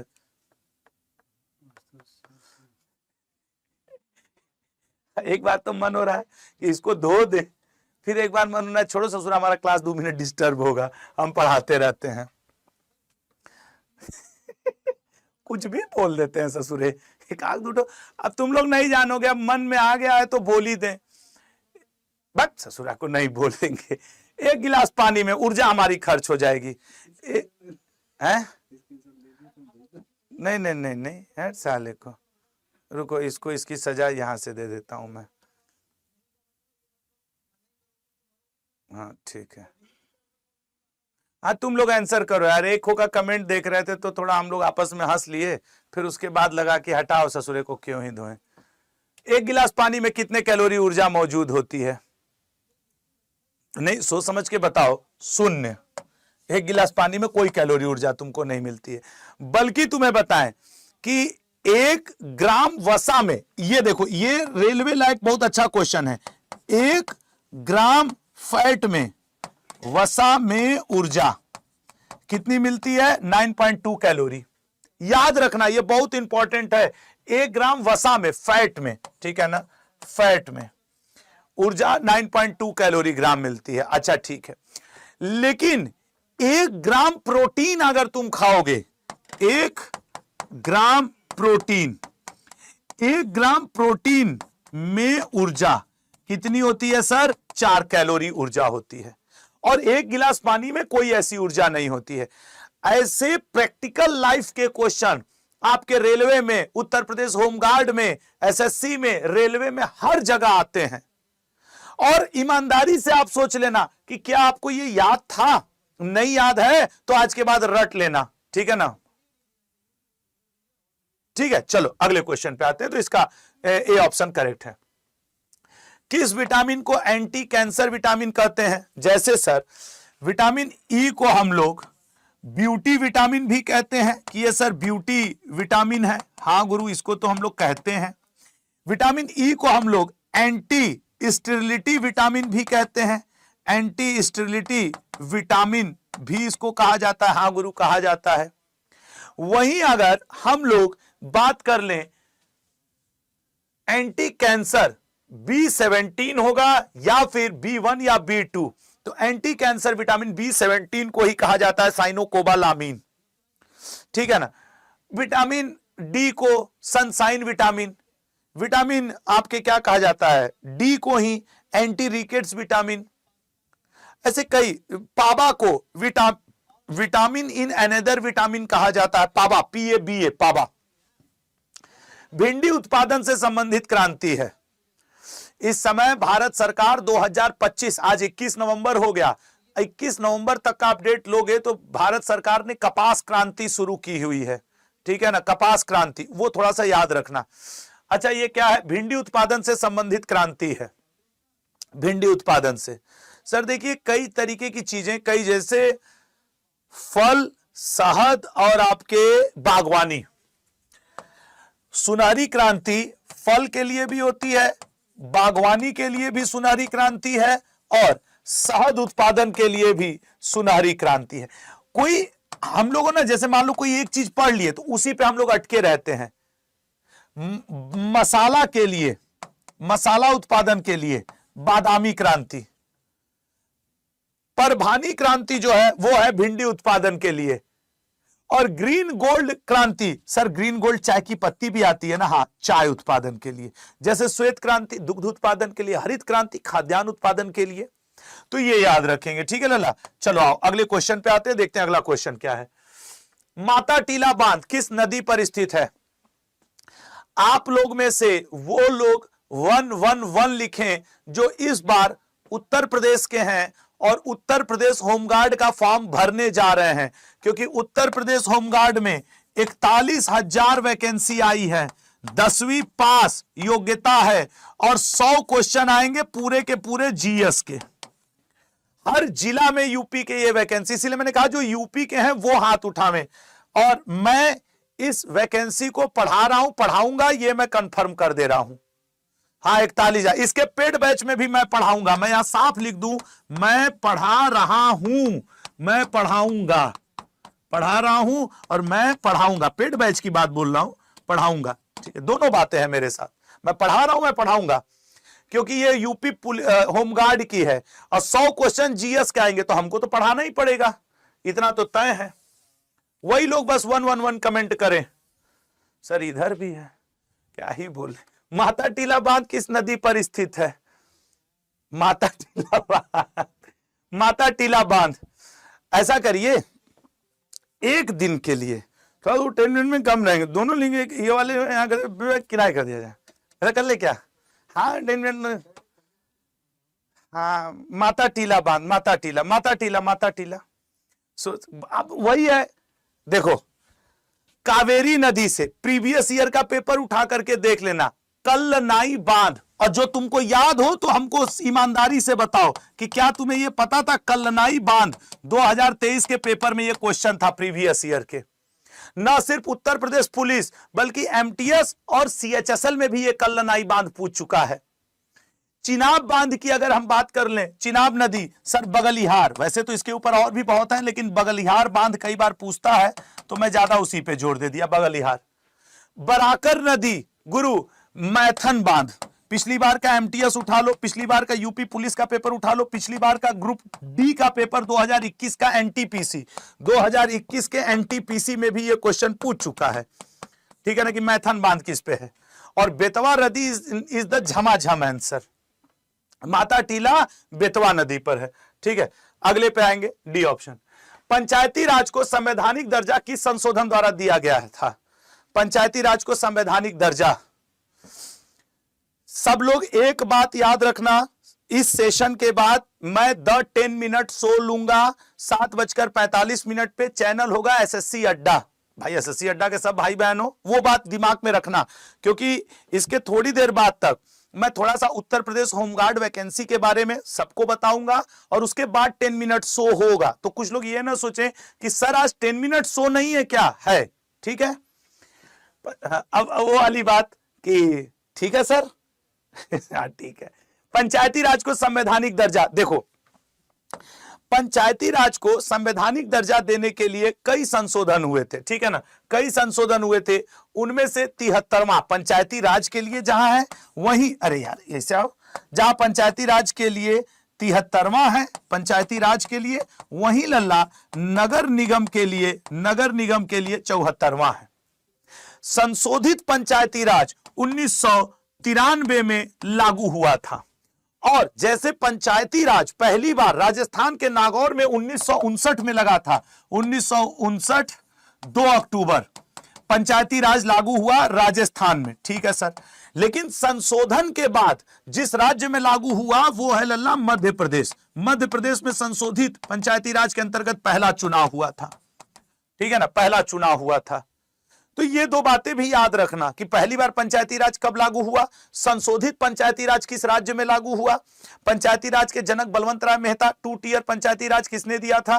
ठीक है, वो आपके क्या कहते हैं, अशोक मेहता समिति। ठीक है, अगले पॉइंट पे आएंगे, नेक्स्ट पॉइंट पे। वाकपति मुंज किस राजवंश का शासक था? जितने लोग मुझे देख रहे हैं मैं सबको कह सकता हूं आप ये क्वेश्चन ऑलमोस्ट गलत करने वाले हैं, तुक्का अगर ना लगाए तो। कुछ होंगे वीर पहलवान वीरांगनाएं क्लास में, बाकी लोग गलत करोगे, लिख लेना, कंफर्म लिख लेना। एको करा उत्पल वंश, अच्छा उत्पल वंश, तो अवंती वर्मन फिर किसके? अवंती वर्मन, ये उत्पल वंश के संस्थापक थे। ये लोहार वंश जम्मू कश्मीर साइड, लोहार वंश जम्मू कश्मीर साइड, संग्राम राज, ठीक है ना, इसके संग्राम राज जी थे, संग्राम राज, ठीक है। परमार वंश सर राइट आंसर है। कारकोट वंश दुर्लभ वर्धन, दुर्लभ वर्धन। वैसे परमार सर जो है उधर ये नाम दुर्लभ जुड़ा होता तो मुझे बड़ा अच्छा लगता। हम ही लोग के मतलब यूं कह लें कि इसी माहौल ऑनलाइन एजुकेशन से जुड़े हुए परमार सर, आप सर दुर्लभ हैं, मतलब अच्छे व्यक्तित्व के धनी दुर्लभ व्यक्ति हैं जो हम लोग को दर्शन नहीं दे पाते, मतलब नहीं देते हैं। परमार सर आते हैं, बेहतरीन तरीके से अपना पढ़ाते हैं, फिर आनंद से अपना शाम। जय श्री राम, बढ़िया है भाई। तो परमार शब्द आया तो मुझे सर की याद आई, तो इसलिए मैंने चर्चा कर दिया। अच्छा है, देखो अड्डा एक ऐसा संस्था है ना, कोई रोका ही नहीं। हाँ, खान सर जी अच्छा पढ़ा रहे हैं, बहुत बढ़िया। अभिनय सर बढ़िया कर रहे हैं, तो उधर राकेश सर बढ़िया कर रहे हैं, तो नीतू मैम बढ़िया कर रही हैं, तो आदित्य सर बढ़िया कर रहे हैं, जितनी कंपनियां हैं वो बढ़िया कर रही हैं, अड्डा बढ़िया कर रहा है, सब बढ़िया करो। क्योंकि ओवरऑल सबके बढ़िया, इन 10 20 50 100 200 टीचरों के बढ़िया करने से छात्र का बढ़िया होगा। तो ऑल द बेस्ट, सबको बेस्ट करने दो। सही कह रहे हैं कि नहीं? तेल का पीला रंग, ये तो दादी लोग बताएंगी ना, तेल का पीला रंग किसके कारण होता है। जैसे अब देखो, कुरुक मीन हल्दी का पीला रंग, हाथों में हल्दी लग जाना चाहिए, हल्दी का रंग पीला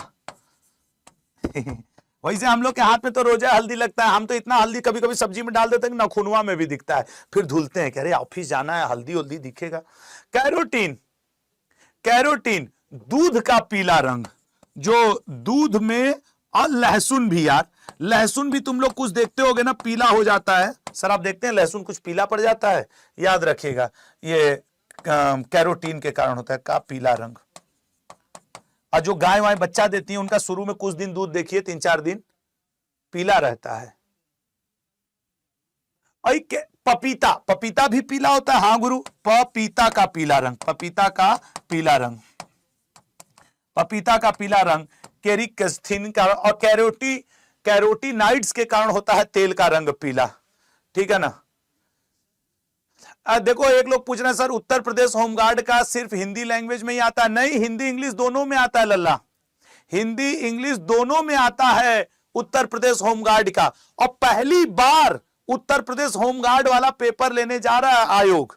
इसका मतलब है अमूमन होता यह है कि जो कोई पेपर पहली बार होता है वो आसान होता है, तो मैं लिख करके दे सकता हूं इस बार पहली बार 41,000 वैकेंसी आई है और रिटन एग्जाम हो रहा है उसका, और 100 क्वेश्चन सिर्फ जीएस के आएंगे और 10वीं पास योग्यता है। मैं लिख के दे रहा हूं, पेपर का लेवल बहुत टफ तो नहीं आना चाहिए, भगवान जाने योगी आदित्यनाथ जी वो क्या कर देंगे, लेकिन फिर भी वो आना चाहिए आसान ही। कांग्रेस का विभाजन हुआ था सर, कांग्रेस का विभाजन 1907 में हुआ था, गरम दल नरम दल में कांग्रेस बढ़ गई थी, 1907 में हुआ था गरम दल नरम दल में। अगला, भारतीय वन्य जीव ट्रस्ट की स्थापना कब हुई थी? मैं सबको कह रहा हूं, आप में से कुछ लोग वो करेंगे, क्या कहते हैं कि सोचेंगे आशुतोष सर आज यूपी होमगार्ड के बारे में 25वें क्वेश्चन के बाद बता रहे हैं तो शायद 10 मिनट शो न लें। नहीं, मैं 7:50 पे द 10 मिनट शो लूंगा। टाइम तुम नोट कर लो, कहीं भी 5 मिनट घूम के आना हो तो आ जाना। 7:50 PM पर स्टार्ट, क्या चीज स्टार्ट हो जाएगा? The 10 minute show. और आज का जो टॉपिक है वो क्या है सर? The 10 minute show. आज का टॉपिक है लल्ला सारे वर्ष भर के जनवरी से लेकर नवंबर तक के जितने अवार्ड हैं, ठीक है ना, वो आज पढ़ाऊंगा मैं द 10 मिनट शो में, लेकिन 7:50 पे। अच्छा सर, इस क्वेश्चन के बारे में थोड़ा ज्ञान दे दीजिए। अरे यार ज्ञान क्या देना है। 1983 में भारतीय वन्य जीव संस्थान की स्थापना हुई थी। भारतीय वन्य जीव संस्थान, भारतीय वन्य जीव संस्थान की स्थापना हुई थी 1983 में, जबकि 1998 में भारतीय वन्य जीव ट्रस्ट की स्थापना हुई थी और भारतीय वन सर्वेक्षण की स्थापना हुई थी। भारतीय वन सर्वेक्षण, भारतीय वन सर्वेक्षण, ठीक है ना, भारतीय वनस्पति संरक्षण और भारतीय वनस्पति सर्वेक्षण, इसकी शुरुआत हुई थी 1890 में। अपने दिल पे हाथ रख लो और कसम खा लो कि तुमको क्या ये याद है? शायद नहीं, ठीक है ना। चलिए अगले पॉइंट पे आएंगे, तो नहीं याद है तो कोई बात नहीं, अब याद कर लो। 25वां क्वेश्चन, इसका आंसर करो।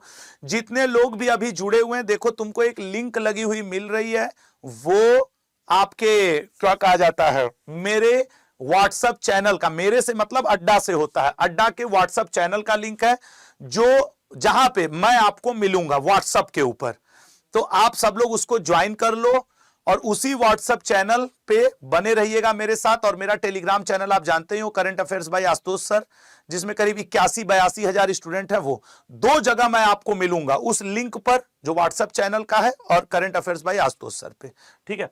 राज्यों का महाधिवक्ता किस अनुच्छेद में है सर? वो है 165 में, ठीक है ना, 165 में, क्योंकि 76 में तो अटॉर्नी जनरल ऑफ इंडिया है, तो वो है। प्लूटो नामक उपग्रह की खोज किसने की थी? प्लूटो नामक उपग्रह की खोज, एक्चुअली ये 4-5 ऐसे हैं लल्ला जो हर साल पेपर में आए, तो मैंने क्या सोचा कि क्यों ना इनको मैं कवर ही करा दूं।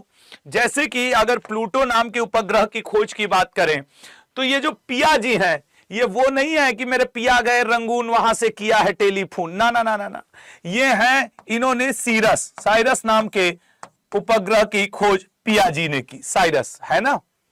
क्लाउड टाम्वो वो व्यक्ति है जिसने प्लूटो उपग्रह की खोज की, जबकि विलियम हर्सेल ने यूरेनस की खोज की थी, मतलब सर अरुण ग्रह की, अरुण ग्रह की खोज विलियम हर्सेल ने की थी। और जहान गारे ने नेपच्यून की खोज की थी, नेपच्यून मतलब वरुण ग्रह की खोज। तो अरुण ग्रह, वरुण ग्रह, प्लूटो और साइरस, ये 4 आप तक आपके पेपर में पूछा है, जो कि चारों आपके सामने यहां सामने है आपके, ठीक है ना। अगले क्वेश्चन पे जाएंगे सर, और अगला क्वेश्चन देखेंगे क्या है भाई। साओ पाउलो किस देश की राजधानी है? वैसे आज 22 नवंबर है और आज नरेंद्र मोदी जी ब्राजील में मौजूद हैं। कहां पे मौजूद हैं? ब्राजील में। क्यों गए हुए हैं सर? क्योंकि यहां पे G20 समिट चल रहा है। हो सकता है आपसे ब्राजील की राजधानी पूछ दे पेपर में, ठीक है ना। तो वैसे साओ पाउलो कहां की राजधानी है सर? ब्राजील की, ठीक है ना, ब्राजील की राजधानी है। और इसी ब्राजील में मुझे अच्छे से याद है इस बार ब्रिक्स की बैठक भी हुई है, तो ये आपके लिए बड़ा ही इंपॉर्टेंट बनेगा कि ब्रिक्स की बैठक 2025 में कब हुई थी? जून के महीने में, याद करो, जून में ब्रिक्स के बारे में हमने आपको पढ़ाया था। वो भी ब्राजील में हुआ है, G20 भी ब्राजील में हुआ है। जबकि इस बार का, अब चूंकि करंट जीएस का टीचर करंट भी पढ़ा रहा हूं तो फायदा मिलेगा, इस बार G7 की बैठक 2025 की कनाडा में हुई है, यह भी बात याद रखिएगा, ठीक है ना। आसियान की बैठक इस बार ASEAN 2025 आसियान की बैठक कहां पे हुई है? मलेशिया में हुई है। G7 2025 की बैठक मलेशिया में हुई है। G20 2025 की बैठक ब्राजील में हुई है। ब्रिक्स 2025 की बैठक ब्राजील में हुई है। सर फ्रांस में भी लगे हाथ एक आंख हो ही जाए। तीसरा महासागरीय सम्मेलन फ्रांस में हुआ है। कौन सा? थर्ड महासागरीय सम्मेलन, महासागरीय सम्मेलन ये कहां पे हुआ है गुरुजी? ये हुआ है आपके फ्रांस में 2025 का। अब देखो मैटर समझना, कंट्री और उनके कैपिटल ये अक्सर पूछता है, लेकिन अगर उसी कंट्री और कैपिटल को हम लोग जोड़ ले करंट अफेयर के साथ, अब ये कंप्लीट स्टैटिक जीके हो गया। तो राइट आंसर इसका ब्राजील है, साओ पोलो, ठीक है ना, ब्राजील हो गया। अगले क्वेश्चन पे आते हैं, ए ऑप्शन। एक एएमयू के समतुल्य होता है, बताइएगा। ये जो आपका साइंस है कि एक एएमयू कितने के बराबर होता है, वैसे मैं आपको बता दूं बहुत क्लियर है कि ये जो दिया हुआ है 0.214 एएमयू, ये यूरेनियम के एक नाभिक के विखंडन से निकलता है। जब यूरेनियम 235 के एक न्यूक्लियस का जब विखंडन होगा नाभिक विखंडन से, तो जो ऊर्जा निकलती है विखंडन से, ऊर्जा कितनी निकलती है? 0.214 एएमयू निकलती है। ये आपके, बल्कि ये रेलवे में ही कई बार पूछा है कि यूरेनियम 235 के एक नाभिक विखंडन से कितनी ऊर्जा निकलती है, तो 0.214 एएमयू निकलती है। जबकि क्वेश्चन क्या पूछा है कि एक एएमयू कितने के बराबर होता है? एक एएमयू बराबर होता है 931 MEV के, ठीक है ना, मिलियन इलेक्ट्रिक वाट के, ठीक है ना, इलेक्ट्रॉन वाट के, 931 मिलियन इलेक्ट्रिक वाट के, या फिर 1 पॉइंट, इसी को हम लोग ऐसे कर सकते हैं 1.4896 into 10 to the power -10 joule, ठीक है ना, 4896 into 10 to the power -10 joule, ऐसे, ठीक है। तो ये भी याद रखेंगे, इसको भी याद रखना, ये एक MeV बराबर 1 मिलियन इलेक्ट्रॉन वोल्ट के बराबर होता है, 1.6 इंटू पावर -13 जूल, ठीक है ना। और 0. ये वाला जो पॉइंट है 0.214 एएमयू द्रव्यमान शक्ति का ऊर्जा में कितनी ऊर्जा होती है? 200 मिली वोल्ट ऊर्जा होती है, आपके मिलियन इलेक्ट्रॉन वाट ऊर्जा होती है। ये तीन बातें अगर तुमको याद रही, एक एएमयू में 931 मिलियन इलेक्ट्रॉन वाट, ठीक है, यूरेनियम 235 के एक नाभिक के विखंडन से 0.214 एएमयू ऊर्जा मुक्त होती है, 1 million electron volt equal to 1.6 into 10 to power -13 joule, एक नंबर मिलेगा कहीं ना कहीं। डिपेंड, तो अब देखो ये शब्द ऐसे ऐसे है ना कि आधे से ज्यादा स्टूडेंट इधर से उधर इसको छोड़ देंगे, लेकिन भैया आप मत करिएगा, ठीक है ना, आप इसको मत छोड़िएगा। इनमें से किसे शाहजहां ने शाह बुलंद इकबाल की उपाधि दी थी? शाह बुलंद इकबाल, देखो शाहजहां, पहले तो शाहजहां को खुद किसानों का मित्र कहा गया है, किसानों का मित्र। पहले शाहजहां का खुद का जान लो कि अगर पूछे कि किस मुगल बादशाह को किसानों का मित्र कहा जाता है तो शाहजहां को। शाहजहां के 4 लड़के हुआ करते थे, दारा, शाहसूजा, औरंगजेब, मुराद, जो चारों ऑप्शन में है। दारा सिको इसका सबसे बड़ा लड़का था, और दारा सिको को लघु अकबर भी कहा जाता था, लघु अकबर, ठीक है ना। और इसी दारा सिको को शाह बुलंद इकबाल भी कहा जाता है, ठीक है ना। और इसी शाह बुलंद इकबाल की इंग्लिश क्या होती है sir? King of Lofty Fortune. क्योंकि यहां पे चूंकि इंग्लिश में वो चीज नहीं लिखा है, इसलिए मैंने इसको चेंज कर दिया कि जो इंग्लिश वाले स्टूडेंट होंगे उनके लिए भी हो जाएगा Lofty Fortune, king of Lofty Fortune या शाह बुलंद इकबाल। दारा सिको भारतीय उपनिषदों का अध्ययन करने वाला पहला तो मुस्लिम था जिसने कि उसे उपनिषदों को फारसी में कन्वर्ट किया। किस नाम से कन्वर्ट किया था वो भी याद रखिएगा, सिर्र ए अकबर, सिर-ए-अकबर, कभी कभी ये पूछ देता है सिर-ए-अकबर का रचनाकार कौन है, दारा शिकोह है। और देखो मैं बीच बीच में याद दिला दे रहा हूं कि भाई आज 22 नवंबर है, इट इज ओके। कल 23 नवंबर संडे को शाम 7 बजे मैं ग्रुप डी के नाम पे एक बड़ी क्लास लूंगा। सब लोग लाइव रहना। कल मैं टॉपिक वाइज कम से कम 20-30 टॉपिक, 8-10 करेंट अफेयर के, 5-7 स्टैटिक के, 5-7 हिस्ट्री पॉलिटी जियोग्राफी के पढ़ाऊंगा। और कल की क्लास प्लीज मत छोड़ना, कल की क्लास प्लीज कोई भी लोग मत छोड़ना, ठीक है ना, ए ऑप्शन। और किस चैनल पे पढ़ाऊंगा ये भी क्लियर कर दूं, एसएससी अड्डा 24/7 पे, एसएससी अड्डा 24/7 पे, ठीक है। कौन सा ग्रैंड स्लैम प्रतियोगिता सर्वप्रथम शुरू हुआ? दो ही प्रोबेबिलिटी है, या तो आपसे ऑस्ट्रेलियन, फ्रेंच, यूएस विंबलडन वर्तमान में कौन जीता वो पूछ देगा, या फिर आपसे ये पूछ सकता है कि जरा सा मुझे ये बताओ कि सबसे पहले, देखो दुनिया का सबसे पुराना ग्रैंड स्लैम है इंग्लैंड का। तो गुरुजी इसमें इंग्लैंड तो कहीं दिया नहीं है, हां नहीं दिया है, लेकिन इंग्लैंड में ही जगह पड़ता है 1877 में विंबलडन। यह है दुनिया का सबसे पुराना ग्रैंड स्लैम प्रतियोगिता। हालांकि सबसे पहले वर्ष में खेला जाता है ऑस्ट्रेलियन, फिर फ्रेंच, फिर विंबलडन, और साल के अंत में खेला जाता है यूएस ओपन। ये इनका क्रम है, लेकिन दुनिया का सबसे विंबलडन पुराना है। विंबलडन के खिलाड़ी से लेकर के दर्शक तक सबसे अनुरोध किया जाता है कि सफेद ड्रेस पहन के आइए, खिलाड़ियों के लिए तो अनिवार्य होता है। और विंबलडन संस्था जिस गेस्ट को बुला के आती है उसको कोट पहनना अनिवार्य होता है, वो कोट पहने बगैर विंबलडन के ग्राउंड में नहीं आएगा। कोट पैंट होता नहीं, सब देखो अनोखी बातें हैं। जैसे मान लो विंबलडन समिति की तरफ से तुमको लेटर आया कि आइए मैच देखे। अभी कुछ दिन पहले जब इंडियन क्रिकेट टीम इंग्लैंड के दौरे पे गई थी टेस्ट मैच खेलने के लिए, तो ऋषभ पंत, विराट कोहली, सचिन तेंदुलकर ये लोग कोर्ट में पहुंचे थे। वहीं कुछ अन्य खिलाड़ी टी शर्ट वगैरह में पहुंचे थे। तो ये क्वेश्चन बना था कि ये लोग कोर्ट में, ये लोग टी शर्ट में क्यों? तो ऋषभ पंत को, विराट कोहली को, सचिन तेंदुलकर को विंबलडन समिति ने इन्वाइट किया था, तो उनको कोट पहनना अनिवार्य था। समझ लो, तो ये सारी चीजें आपको थोड़ा सा ध्यान रखना होगा। और खिलाड़ियों को व्हाइट ड्रेस, दर्शकों को भी व्हाइट कलर का आइसक्रीम या पेस्ट्री ये सब दिया जाता है कि भैया खा लो। वहीं अगर हम यूएस ओपन की बात करें तो ये 1881 ईस्वी में शुरू हुआ था, 1881 ईस्वी में। अगर हम लोग बात कर लें फ्रेंच ओपन की तो ये 1891 ईस्वी में शुरू हुआ था। और ऑस्ट्रेलियन ओपन की अगर बात करोगे लल्ला तो ये 1905 में शुरू हुआ था। तो आप यहीं से देख सकते हो, चलो इसको भी यहां ही लिख दूं ताकि तुम लोगों को ध्यान देखने में आसान हो जाए, ठीक है ना, ताकि तुम लोगों को देखने में आसान हो जाए। ये 1881, ये लिखने से क्या हुआ कि अब ये क्लियर रहेगा तुमको ना कि भाई कौन किस सन में हुआ। कभी कुछ और पूछा तो वो भी तुम आंसर कर लोगे, ठीक है ना। ये क्या लेंगे?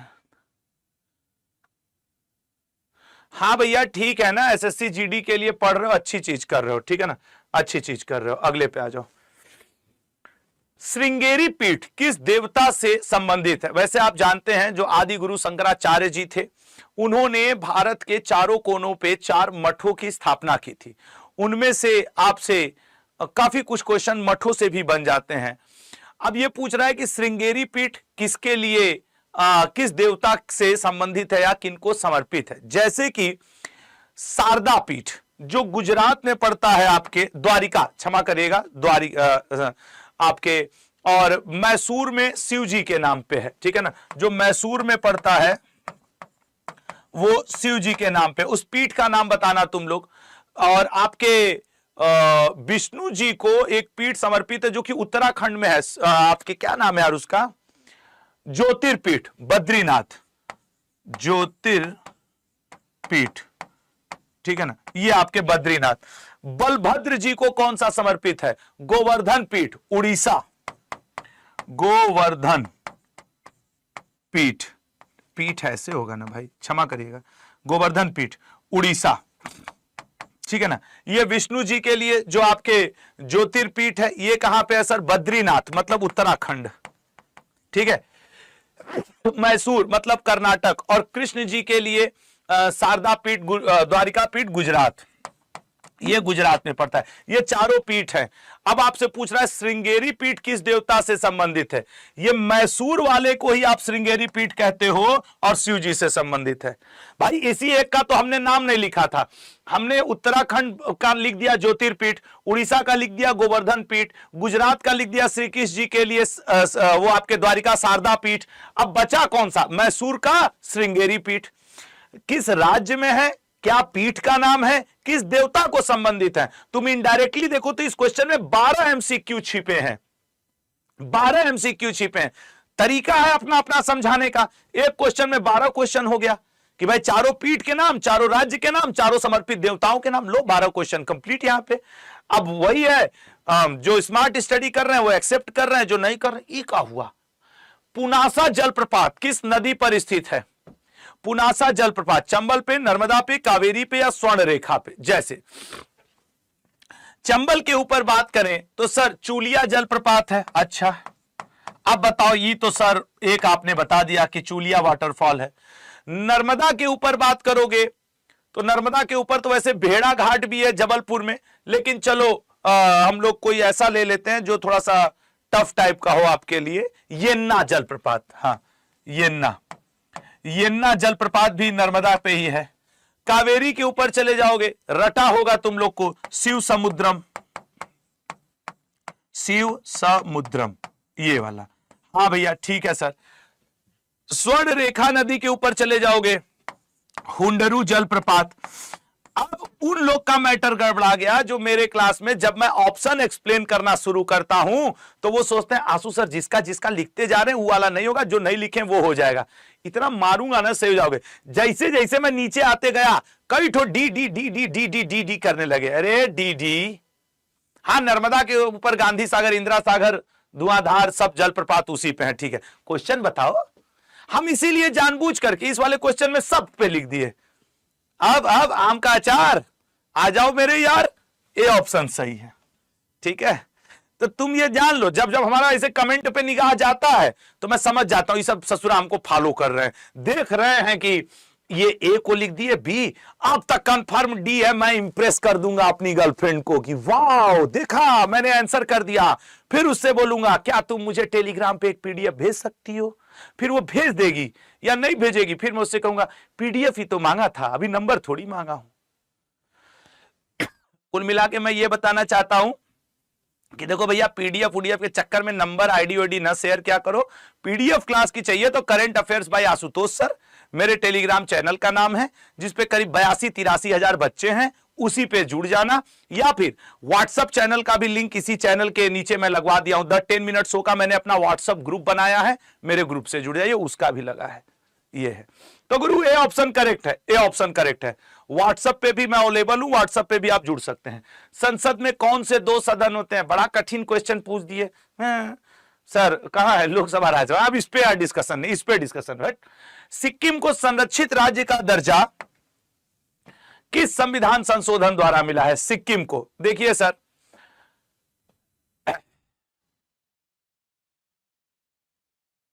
बानबेवे से तो नहीं मिला है, नहीं सर। अच्छा, संरक्षित राज्य का दर्जा और फिर कंप्लीट संरक्षित राज्य का दर्जा 35 से मिला है, और फिर सिक्किम एज अ पूर्ण राज्य 36वें से जुड़ा है। ये दोनों ही सिक्किम से जुड़े हुए आर्टिकल हैं, ये दोनों ही सिक्किम से जुड़े हुए आर्टिकल हैं। डी ऑप्शन 35वें संविधान संशोधन के द्वारा सिक्किम को संरक्षित राज्य का और 36वें संविधान संशोधन के द्वारा सिक्किम को पूर्ण राज्य का दर्जा मिला था। तो 35-36 आपको दोनों, और इसमें अक्सर लोग गलत करते हैं, इसका डी ऑप्शन करेक्ट है। ठीक है ना, क्योंकि पहले वो एज अ प्रोटेक्टेड स्टेट बना, फिर उसके बाद भारत में उसको राज्य का दर्जा मिला। तो पहले 35 आएगा, उसके बाद 36, ऐसे भी दिमाग लगा लेना। पहले हमने उसको अपने पास संरक्षित किया, फिर कहा तुम अब राज्य हो। That is the point. ठीक है, अगले क्वेश्चन पे जाएंगे तो इसका डी हो गया। अन्नपूर्णा देवी का संबंध किस वाद्य यंत्र से है? पिछली बार का एमटीएस उठा लो, 2021 का ग्रुप डी उठा लो, या उत्तर प्रदेश पुलिस का एग्जाम उठा लो, कोई भी एग्जाम, मैं 5-7 एग्जाम का इसीलिए नाम लेता हूं। एनटीपीसी उठा लो, ऐसा कोई एग्जाम नहीं जिसमें आर्ट एंड कल्चर का क्वेश्चन नहीं। तो मैं रोज 1-2 क्वेश्चन करवाता रहता हूं। अब जैसे सरोद है, 90% केस में सरोद से अमजद अली खान का नाम पूछता है। अमजद अली खान, अमजद अली खान जी का नाम पूछता है 90%। ऐसे तो कई लोग हैं। एक तारा से जहूर अहमद का नाम, ये एक ही है, इसलिए इनका नाम जरूर याद रखना, जहूर अहमद। अहमद एक तारा, बल्कि तुम लोग में से कई लोग को नहीं याद होगा। अभी पुंगटोंग को जीआई टैग दिया गया है। किस राज्य का वाद्य यंत्र है जिसे जीआई टैग दिया गया है? सिक्किम का सर। सुरबहार, सुरबहार से यार अन्नपूर्णा देवी सुरबहार से ही है, ठीक है ना, अन्नपूर्णा देवी सुरबहार से। और सितार से आप तो जान ही रहे हो, चलो पंडित रविशंकर जी का नाम, अनुष्का शंकर जी का नाम, तो पंडित रविशंकर जी, ठीक है ना, रवि शंकर जी, पंडित रविशंकर जी, ठीक है। चलिए नेक्स्ट क्वेश्चन पे जाएंगे और अगला देखते हैं क्या है। सी ऑप्शन सुरबहार। भावगीत किस राज्य का लोक नृत्य है?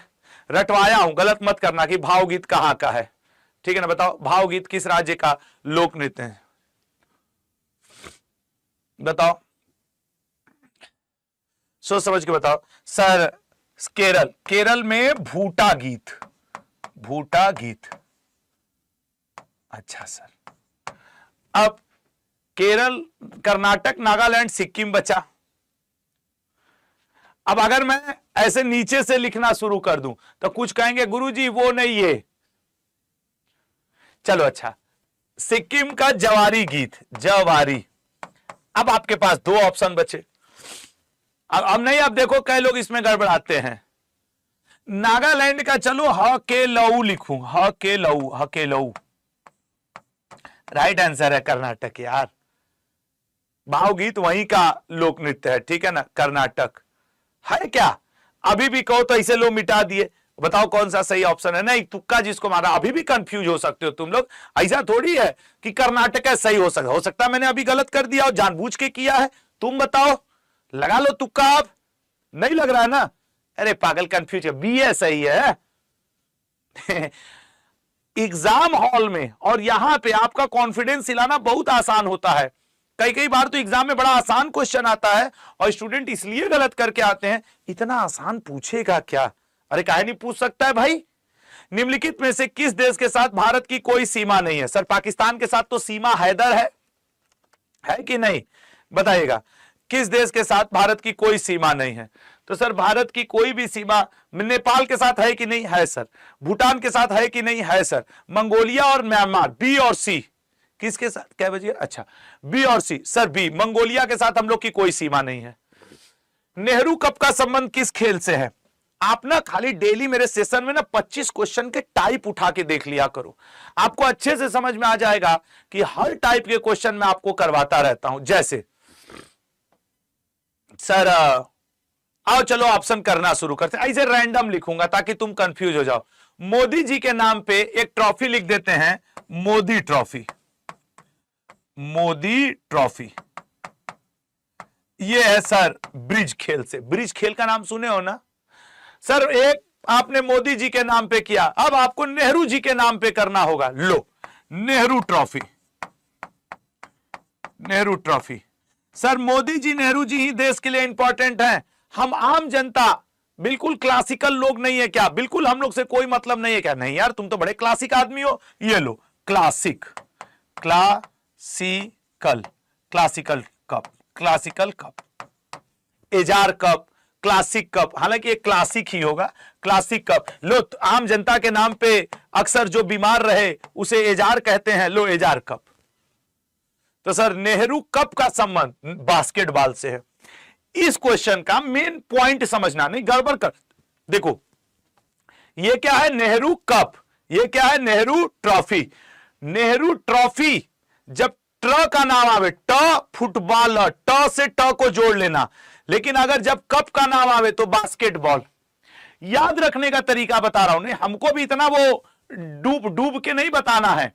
अब तुम एग्जाम में कंफ्यूज ना हो, इसलिए नेहरू कप पूछे तो अब तुम्हें कंफ्यूजन हो तो मेरी ये बात याद रख लेना कि जब नेहरू ट्रॉफी आया है, ट वर्ड आया है, तो फुटबॉल में भी ट वर्ड है। ये जो ट ट टरा रहे हैं हम लोग, यही तुम्हें एक नंबर दिलवा देगा।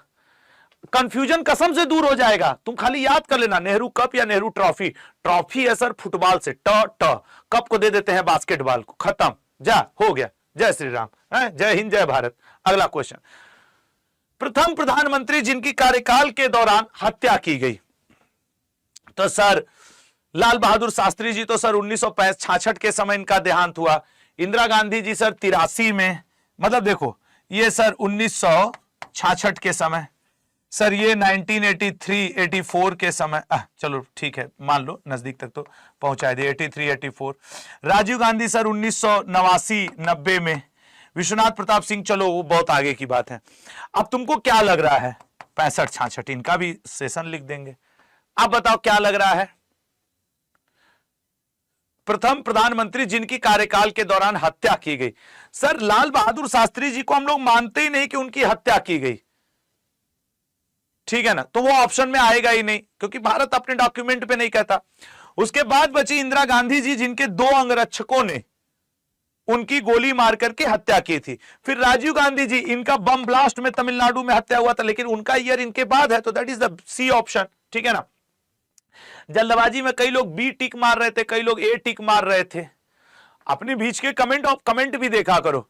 और देखो यार 15वां क्वेश्चन कराने वाला हूं, और ये क्लियर कर दे रहा हूं लल्ला कि कल मैं तुम लोगों को, कल संडे है 23 नवंबर को कल आपकी एक मैराथन टाइप की क्लास लेने जा रहा हूं। अगर कल सब लोग करेक्ट 7 बजे आ जाओगे तो मजा आ जाएगा। कल मैं ग्रुप डी के नाम पे क्लास लूंगा, लेकिन ये मैं आपको बता दूं कि पढ़ाना वही है, current affair, history, polity, static GK, अनुच्छेद, युद्ध, धार्मिक, सामाजिक आंदोलन, सारे फिजिक्स, केमिस्ट्री, बायो, सब टॉपिक वाइज कल पढ़ाऊंगा। 400-500 क्वेश्चन कल दोहरवा दूंगा। बस कल सब लोग 7 बजे चैनल रहेगा एसएससी अड्डा पे सब लोग लाइव आ जाना, ठीक है ना। प्लीज ये कल सबसे निवेदन है, रहिएगा कल सब लोग। आइए सर, भगवान महावीर वन्यजीव अभयारण्य कहां पे है? भगवान महावीर सर उत्तराखंड में है। यहां का अस्कोट बड़ा फेमस है, अस्कोट, ये कई बार पूछा है, मैं इसलिए इसको ज्यादा प्रेफरेंस दे रहा हूं। नागालैंड में फाकिम, नाम भी नहीं याद होगा, कह दो कि तुमको याद था। ये फाकिम रेलवे एग्जाम में कई बार पूछा है कि फाकिम वन्यजीव अभयारण्य कहां है, नागालैंड में। और सर ये आपके जो है कर्नाटक में डांडेली। मैं जानबूझ करके कई ऐसे नाम लिखता हूं जो आपके सोच से अभी दूर है, इसलिए नहीं कि आपको याद नहीं होगा, इसलिए कि आपने भी ध्यान नहीं दिया। महावीर गोवा में है, ठीक है ना। महावीर, भगवान महावीर वन्यजीव अभयारण्य कहां है सर? गोवा में है, ठीक है। आइए सर अगले क्वेश्चन पे, नेक्स्ट आ जाओ। बक्सर का युद्ध किस वर्ष हुआ था? सर बच्चा रटे बैठा है, 1764। हां, अब ये टफ हो सकता है कि बक्सर का युद्ध भारत की तरफ से तो लखनऊ के नवाब, दिल्ली के बादशाह और बंगाल के नवाब लड़े थे। लखनऊ, दिल्ली, बादशाह, ठीक है ना। लखनऊ के नवाब, बंगाल के नवाब और दिल्ली के बादशाह, ये लड़े थे।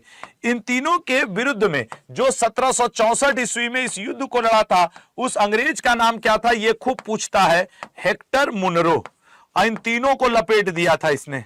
धोखेबाज टाइप का तो था हेक्टर मुनरो, लेकिन इतिहास में तो यही लिखा गया है कि लखनऊ के नवाब हो या दिल्ली के बादशाह या बंगाल के, तीनों को लपेट दिया था हेक्टर मुनरो ने। तो ये कई बार पूछता है आपसे कि भैया ये हेक्टर मुनरो कौन सा युद्ध, कैसे, क्या, समझ लो ना। सिराजुद्दौला, मारेंगे सुधर जाओगे, सिराजुद्दौला 1757 के प्लासी के युद्ध में लड़ा था, ठीक है ना। जितने लोग सिराजुद्दौला लिख रहे हो, सिराजुद्दौला वर्सेस रॉबर्ट क्लाइव। एक मिला, अभी भी नहीं मान रहा है, कमेंट बॉक्सवा में सिराजुद्दौला कह रहा है, जैसे सिराजुद्दौला मौसा लगते हैं हम लोग के। हट ना लायक कहीं के। इतना पढ़ाने के बाद इतनी छोटी छोटी सिली मिस्टेक्स करोगे तो कहां से सिलेक्शन ले लोगे लल्ला, ठीक है। 1764। आइए सर अगला क्या है? प्रधानमंत्री ग्रामोदय योजना किस वर्ष शुरू की गई थी? सर आइए, अब देखो हम नहीं लिखेंगे ना, कई लोग कंफ्यूज हो जाएंगे इसमें। चारों ऑप्शन बता दे क्या? सर 2005 में मनरेगा शुरू किया गया था, खत्म। 2005 में मनरेगा, मतलब ऑप्शन ए तो नहीं हो सकता सर। 2000 में अन्योदय योजना या अन्नपूर्णा योजना भी, अन्नपूर्णा योजना, यह सन 2000 में आया था। 2007 में मोस्ट इंपॉर्टेंट, कई बार पूछता है, मिड डे मील योजना, ठीक है ना। चलो मील अंग्रेजी में ले लो, मिड डे मील योजना आई थी। और 2005 ये हो गया, और 5 और 2004 में वो आया था ना आपके, क्या, भारत निर्माण कार्य योजना, 2004-5 भारत निर्माण कार्य योजना। अब बताओ लल्ला कौन सा सही है? हो। देखो भाई, मैं बार बार कह रहा हूं, कल 23 तारीख, आज 22 नवंबर की शाम, दिन शनिवार हो गया, कल लाइव जरूर रहना तुम लोग। राइट आंसर इसका क्या है सर? राइट आंसर है सन 2000। सन 2000 में अन्नपूर्णा योजना, अन्योदय योजना और प्रधानमंत्री ग्रामोदय योजना। एक और यहां पे लिख दे रहा हूं, अन्योदय योजना और ये सारे आए थे, ठीक है ना, ये सारे आए थे। अगले पे आते हैं लल्ला, तो इसका बी ऑप्शन ही करेक्ट है। खखार कहां की जनजाति है? खंखार कहां की जनजाति है? जैसे गारो, खासी, जैंतिया, ये सर है आपके कहां के? मेघालय के। मणिपुर में अंगामी, उत्तर प्रदेश में खंखार और तेलंगाना में कोया, चेंचू, कोया। कितने लोगों का पेपर होगा? यूपी होमगार्ड का, उत्तर प्रदेश पुलिस का, एसआई का वेट कर रहे होंगे, और उत्तर प्रदेश की है खंखार, ठीक है ना, यूपी की है ये। अगले पे आएंगे लल्ला, अगला क्वेश्चन देखेंगे। अगला क्या है सर? C option. बनावटी हीरा किसे कहा जाता है? जैसे नहीं होता झूठों का सोना, आयरन पायराइट को कहा जाता है, ठीक उसी तरीके से बनावटी हीरा किसे कहा जाता है? कार्बोरेंडम को नहीं सर, ये तो SiC, इसका फॉर्मूला होता है SiC। ये आपके रेलवे में खूब पूछा है।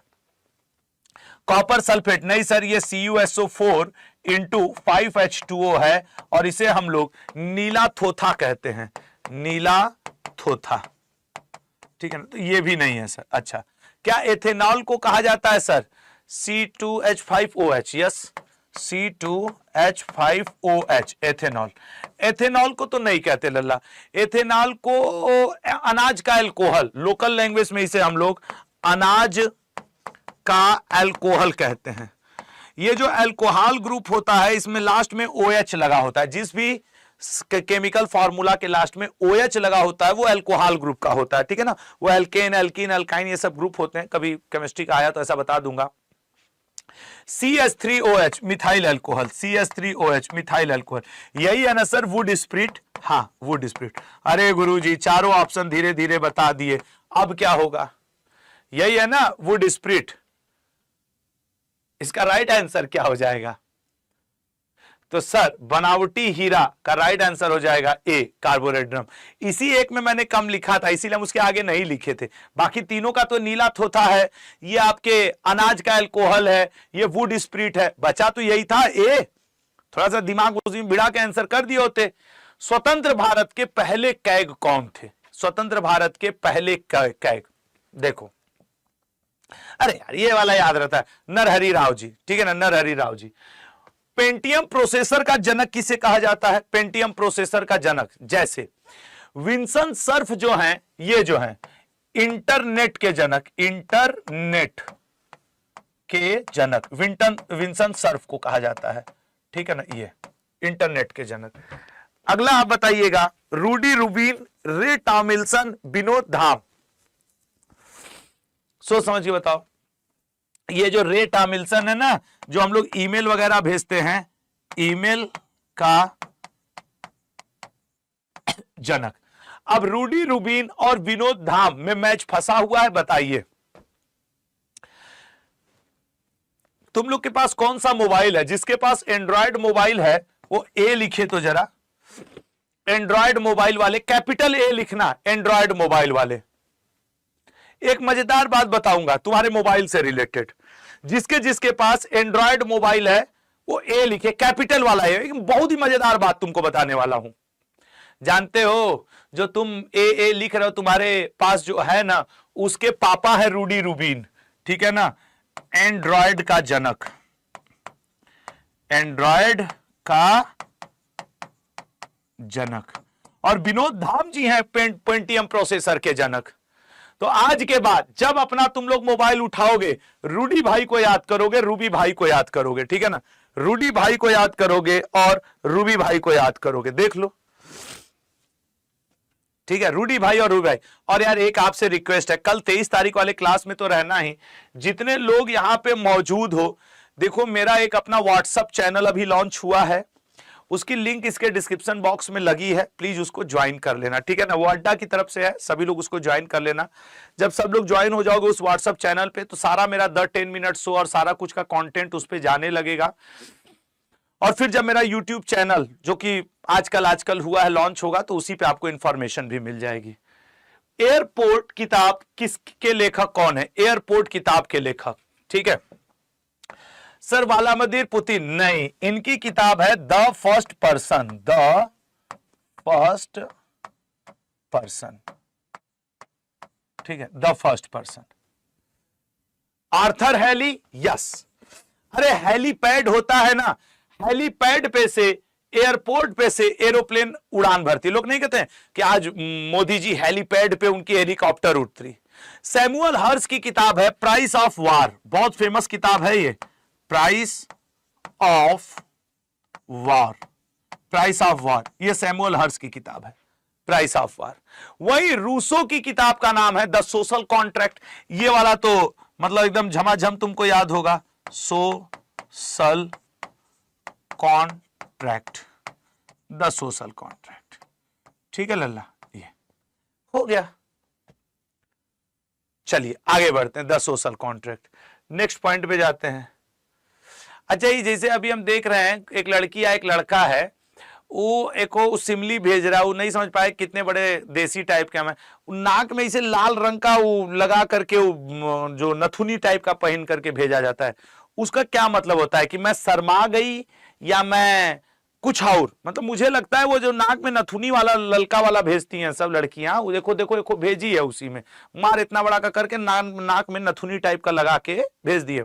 अब उसको ये नहीं पता है कि जो सामने वाला पर्सन है वो बज्र गांव का व्यक्ति है, मतलब गैया भैंस गोबर के अलावा कुछ समझता ही नहीं है। हम कसम से ही बतिया नहीं समझ, एक हमको ये वाला नहीं समझ में आता है, ये जो हरा वाले डिब्बुआ में बड़ा पूरा हरा हरा तुम लोग भेज देते हो, बाकी हमको सब समझ में आता है, समझ रहे हो, बाकी हमको सब समझ में आता है कि हाँ चलो कोनो रोने का भेज रहे, कोनो ये हरा डिब्बा वाला, एक नाक के नथुनिया वाला, समझे में नहीं आता यार कि ससुरा क्या है, शर्मा गई या क्या बोल दी, भाई पता है ना चले अपन, हम विश्व शांति बनाओ, तुम लोग शांति बनाओ। यहाँ पे विश्व शांति दिवस कब है sir? Sir Indian air force day 8 अक्टूबर है, 15 जनवरी थल सेना दिवस है, यहां नौसेना। देखिए जब आपकी नौसेना रहेगी, जब आपकी थल सेना रहेगी, जब आपकी वायु सेना रहेगी, तो आपके जीवन में शांति रहेगी। तो इसका मतलब है सर ए ऑप्शन करेक्ट है। ये नौसेना दिवस है, 4 दिसंबर थल सेना दिवस है, 15 जनवरी वायु सेना दिवस है, 8 अक्टूबर बचा शांति हो गई 21 सितंबर को, ठीक है, शांति हो गई 21 सितंबर को। अगले क्वेश्चन पे आते हैं लल्ला और देखते हैं अगला क्वेश्चन क्या है। भारत के दक्षिणी बिंदु में स्थित है Kerala, Tamil Nadu, little Andaman, great Nicobar. Sir दक्षिणी बिंदु में स्थित है ग्रेट निकोबार, वो नहीं पिग्मोलियन पॉइंट या इंदिरा पॉइंट है, दक्षिणी बिंदु। भारत का पहला सोचने वाला उपग्रह निम्न में से किसके द्वारा लॉन्च किया गया था? सोचने वाला उपग्रह बताना तो जरा, पहला सोचने वाला उपग्रह। देखो लल्ला, पहला सोचने वाला उपग्रह D option take me to space के द्वारा लॉन्च किया गया है, ठीक है ना।